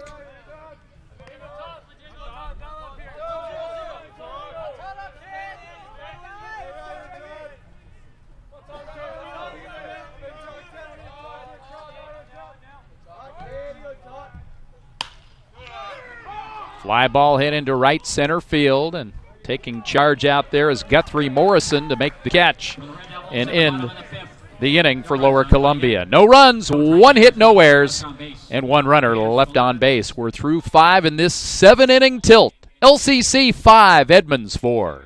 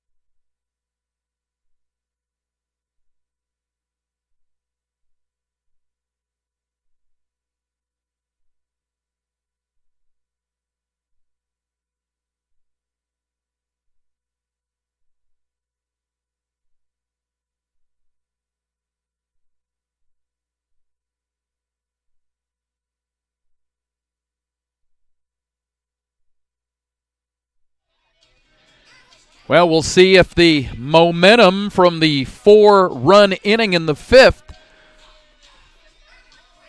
gets going for Edmonds here. And they'll send up 4, 5, and 6 in the order.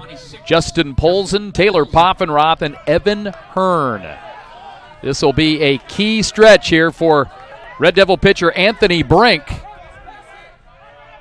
These 3 dangerous hitters. Here's the pitch by Anthony. In for a strike.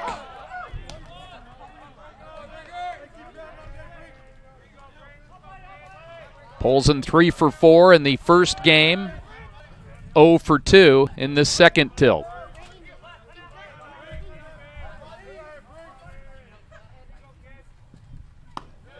One and one.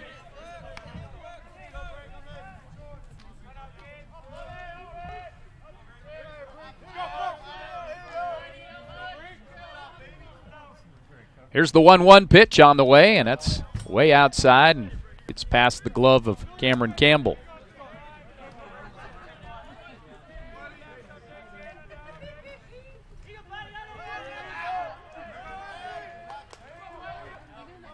And now we have activity in the Red Devil bullpen.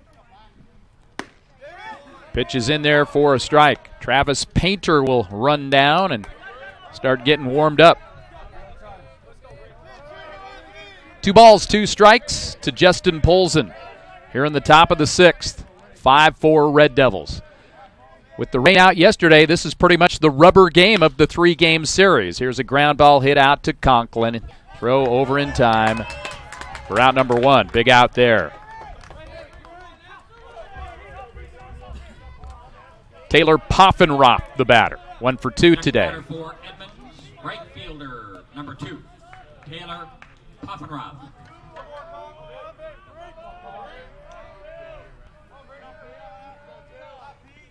Anthony Brink back up on top of the summit out there. Here's the pitch to Poffenroth. Ground ball hit down to Barkus at third. And the Devils get 2 big ground ball outs against 2 outstanding hitters. Here's Evan Hearn, 0 for 2 today. That'll bring up the designated hitter, number 31, Evan Hearn. Painter warming up in the Red Devil bullpen down in the right field corner. Here's the pitch.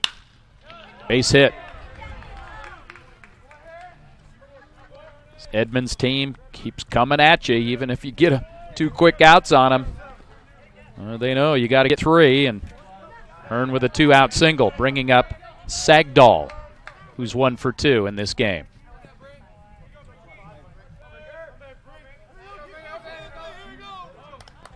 Next up, the catcher, number 25, Nathaniel Sagdahl. All the scoring in the Middle innings of this game, Devils with 2 in the third, 3 in the fourth. Took a 5-0 lead until Edmonds countered with 4 in the top of the fifth. Here's the pitch by Brink. Just missed. That looked like it was right down the middle, let her high, and Thomas Purchase had it too high, 1-0.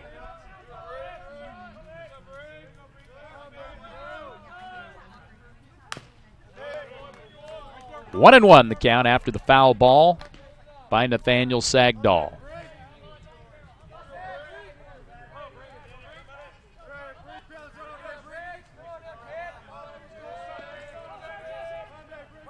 Except for that one inning where Brink ran into trouble. He's been pretty darn good here today. Pitch on the way low, and here's a delayed steal and a nice throw down there by Campbell. And now they're ruling that he's safe, and Eddie Smith may come out on this. Boy, it appeared that ball beat him there. And so Coach Smith's going to come out and have a little chat with Garrett Wilson to ask him what he saw down there. It appeared that Campbell had thrown him out.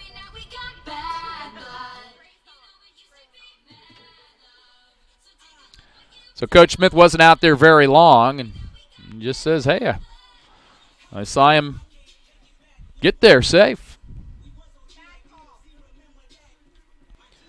So Hearn with a stolen base, and he's in scoring position, and a base hit by Sagdahl could potentially tie this ball game up.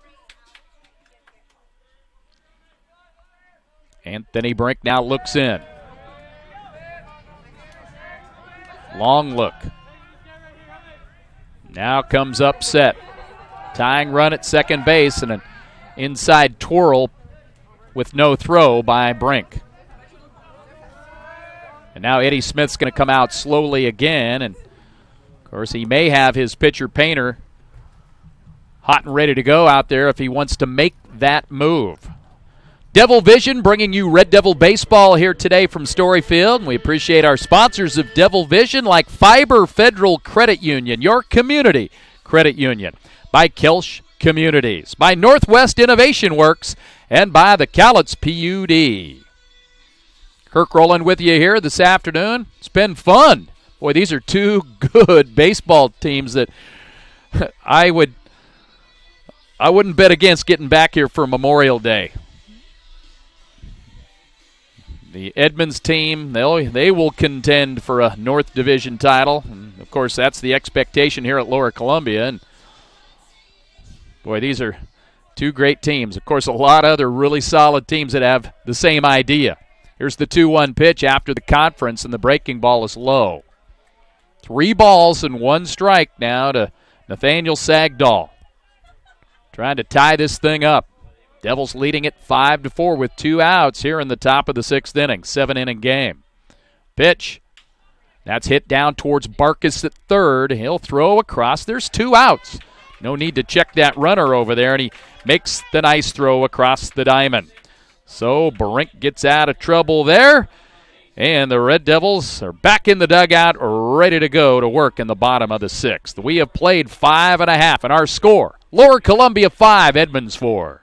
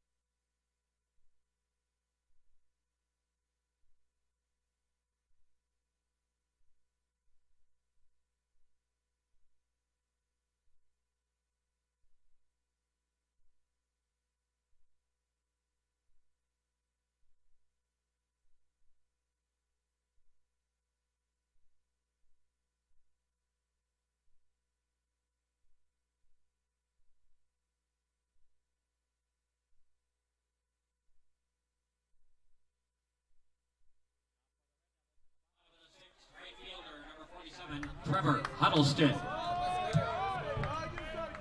Here's the pitch on the way to Trevor Huddleston, and it's just low for ball one as we go to the bottom of the sixth inning. Red Devils leading Edmonds 5-4. Time for some Jim DeBruler insurance right now. 2-0 to T-Hud.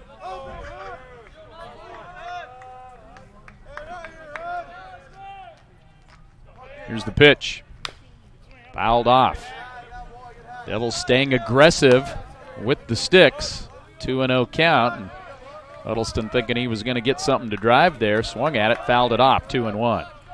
Jason Shavenko, and here's a sharp ground ball. That kind of took a weird hop off the cut there, but right there is the shortstop Needham to make the play. One out, and the leadoff man, Ricky Muzzy, coming up. Second baseman, number 7, Ricky Muzzy. Well, one thing about this new turf is it is flat and it plays true. Here's the pitch. Swung at and fouled off, and again, that kind of got in on Muzzy a little bit. Might have got a piece of it.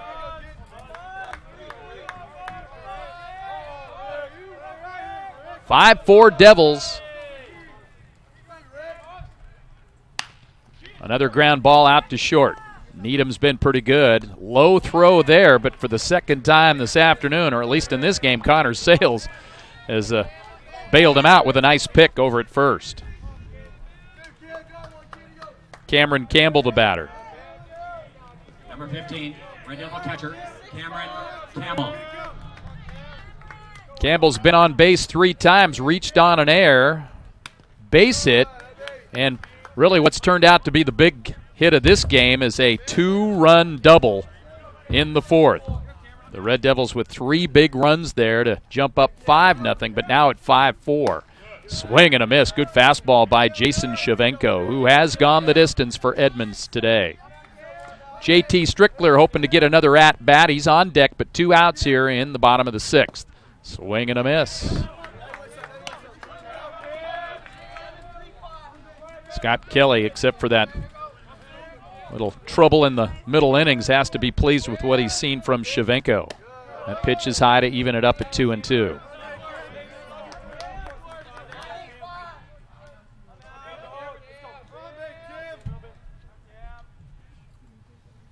Swing and a miss, and Jason Shavenko puts the Red Devils down in order here in the 6th and hoping that his team can come up with some more late inning magic like they had yesterday up at Edmonds, but not earlier in Game 1. It's the rubber game of the 3-game series, and it's going to the 7th and final inning. 5-4, Red Devils lead.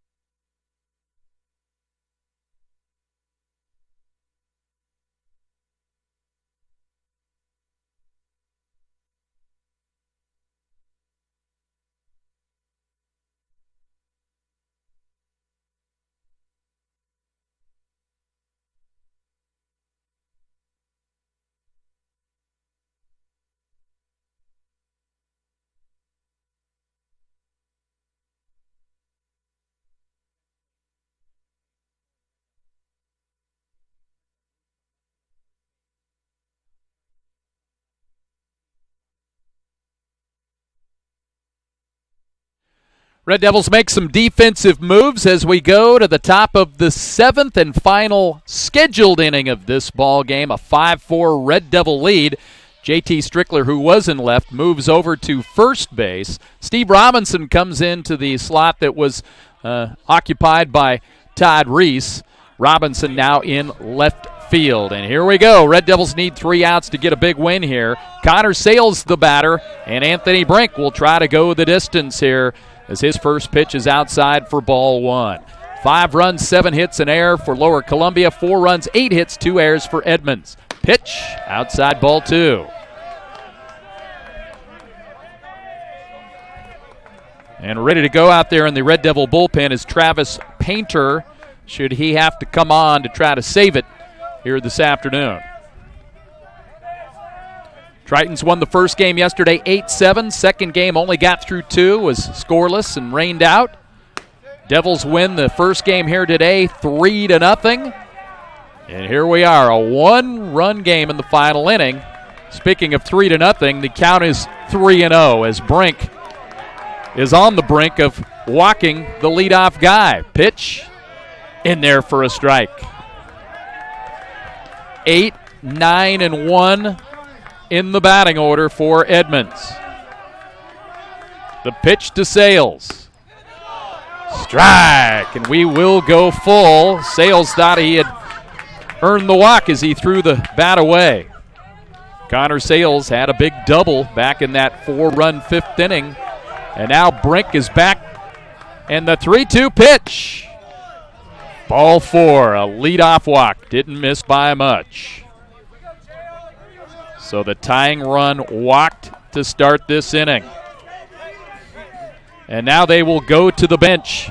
And they'll bring off Joe Rankin to pinch hit for Edmonds. And he hadn't reported to the home plate umpire. Finally, before he got in there, he said, yeah, I'm coming in. Rankin played in the first game, and he had a couple of base hits. Devils would love a double play ball right here as the leadoff guy is aboard, and he is the tying run here in the top of the 7th, 7-inning game. Pitch on the way low for ball 1. And Painter is ready. The hat comes off down into the bullpen down there. But Eddie Smith staying with Anthony Brink at this point. Brink will throw over to first, and diving back over there is the base runner Connor Sales.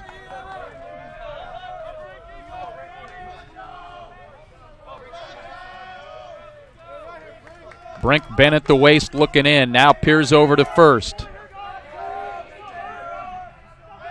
Bobs the head, throws back over to first base. And a balk has been called. And we're trying to figure out why. Eddie Smith with palms up comes out and is asking the home plate umpire, Thomas Purchase, who made the call, and still don't know why. Well, if they're claiming that he didn't come set, it appeared he did. So a big balk there, putting the tying run in scoring position.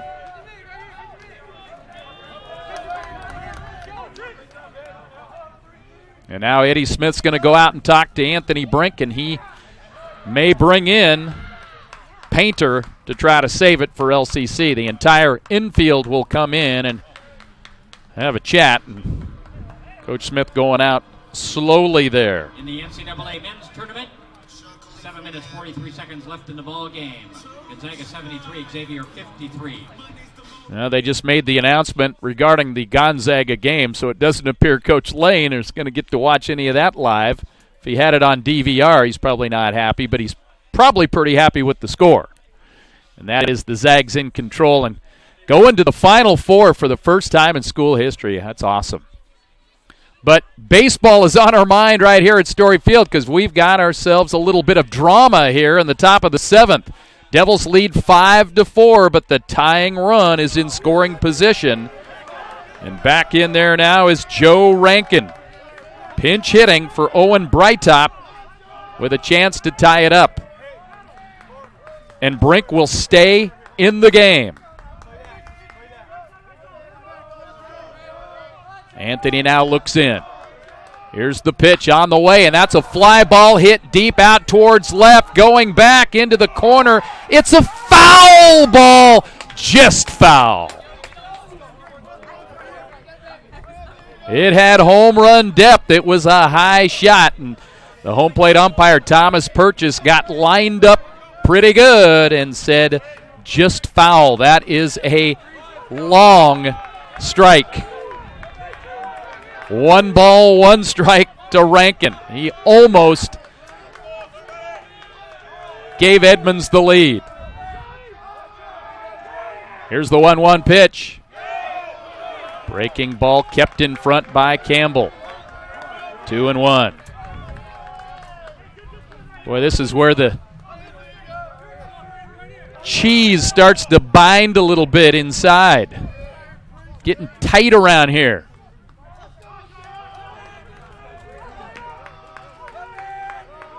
Edmonds a great come-from-behind team. And Brink will step off as Muzzy had kind of faked a little cover move out there at second. Wheels spinning all over this baseball field right now.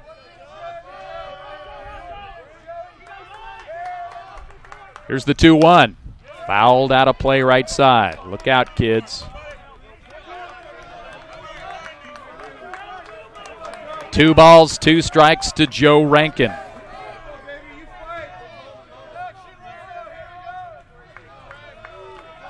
Painter is ready and available. Should be needed. Anthony Brink just needs some outs. Here's the 2-2. It's on the way. Swing and a miss. He blows him down. Rankin took a mighty cut at it, and Brink strikes him out. Guthrie Morrison, the Tritons' leadoff hitter, steps in. He's 1 for 3 today. RBI single, scored a run.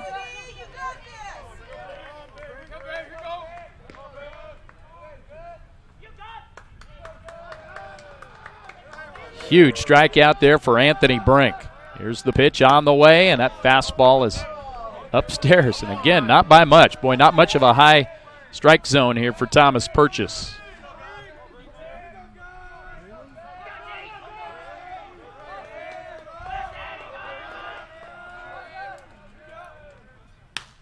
Fly ball hit to left. Robinson is underneath of it and makes the catch. Gets it into the infield really quickly, and now the Tritons are down to their last out.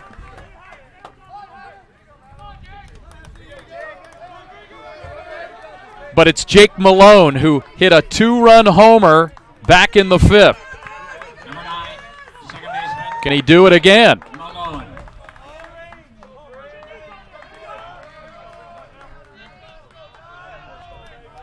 Anthony Brink trying to go the distance here.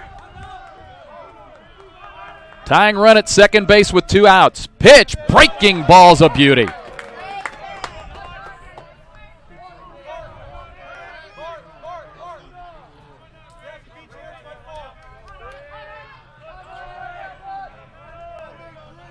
Anthony Brink is ready now. The 0-1 pitch. It's on the way. It's a ground ball hit foul just to the left of third base. And now the Tritons are 1 strike away. They came in this weekend with a 12-0 record. They rallied in the 9th to beat the Devils 8-7 yesterday. They lost their first game of the year 3-0 today, and now perhaps back-to-back losses for the first time this season. The 0-2 pitch, high fastball, 1-2.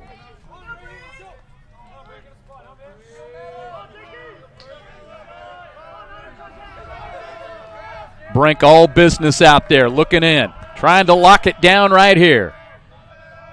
Checks the runner and steps off.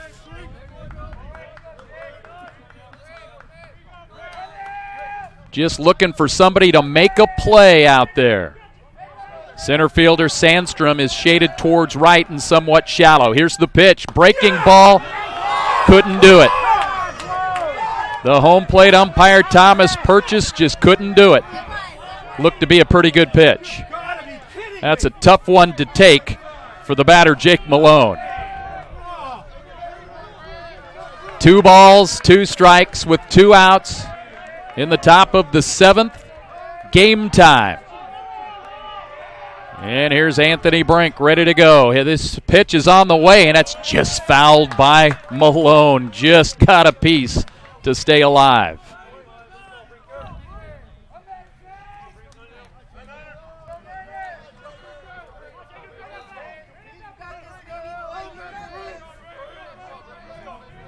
Jake Malone checks back into that right-handed batter's box, trying to get a clutch hit to tie this ball game up.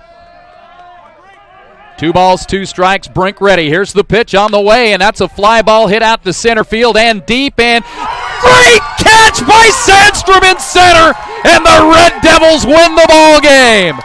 Kyle Sandstrom going back, and that ball was hit well, but Sandstrom reaches up, makes the catch, and the Red Devils do the body bump out in center field, and now we'll go through their handshake line, and the Red Devils come in and sweep the Edmonds Tritons here in a couple of outstanding baseball games here against two outstanding NWAC college baseball teams.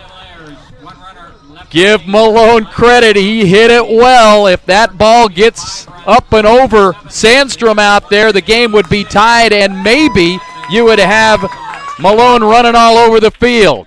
But a great catch by Sandstrom and a great pitching performance by Anthony Brink as he goes the distance, and the Red Devils win it by a final score of 5-4. For Lower Columbia, 5 runs, 7 hits. There was 1 error. For Edmonds, 4 runs, 8 hits, and 2 errors. Your winning pitcher is Anthony Brink. He goes the distance, 7 innings. The losing pitcher, Jason Shavenko.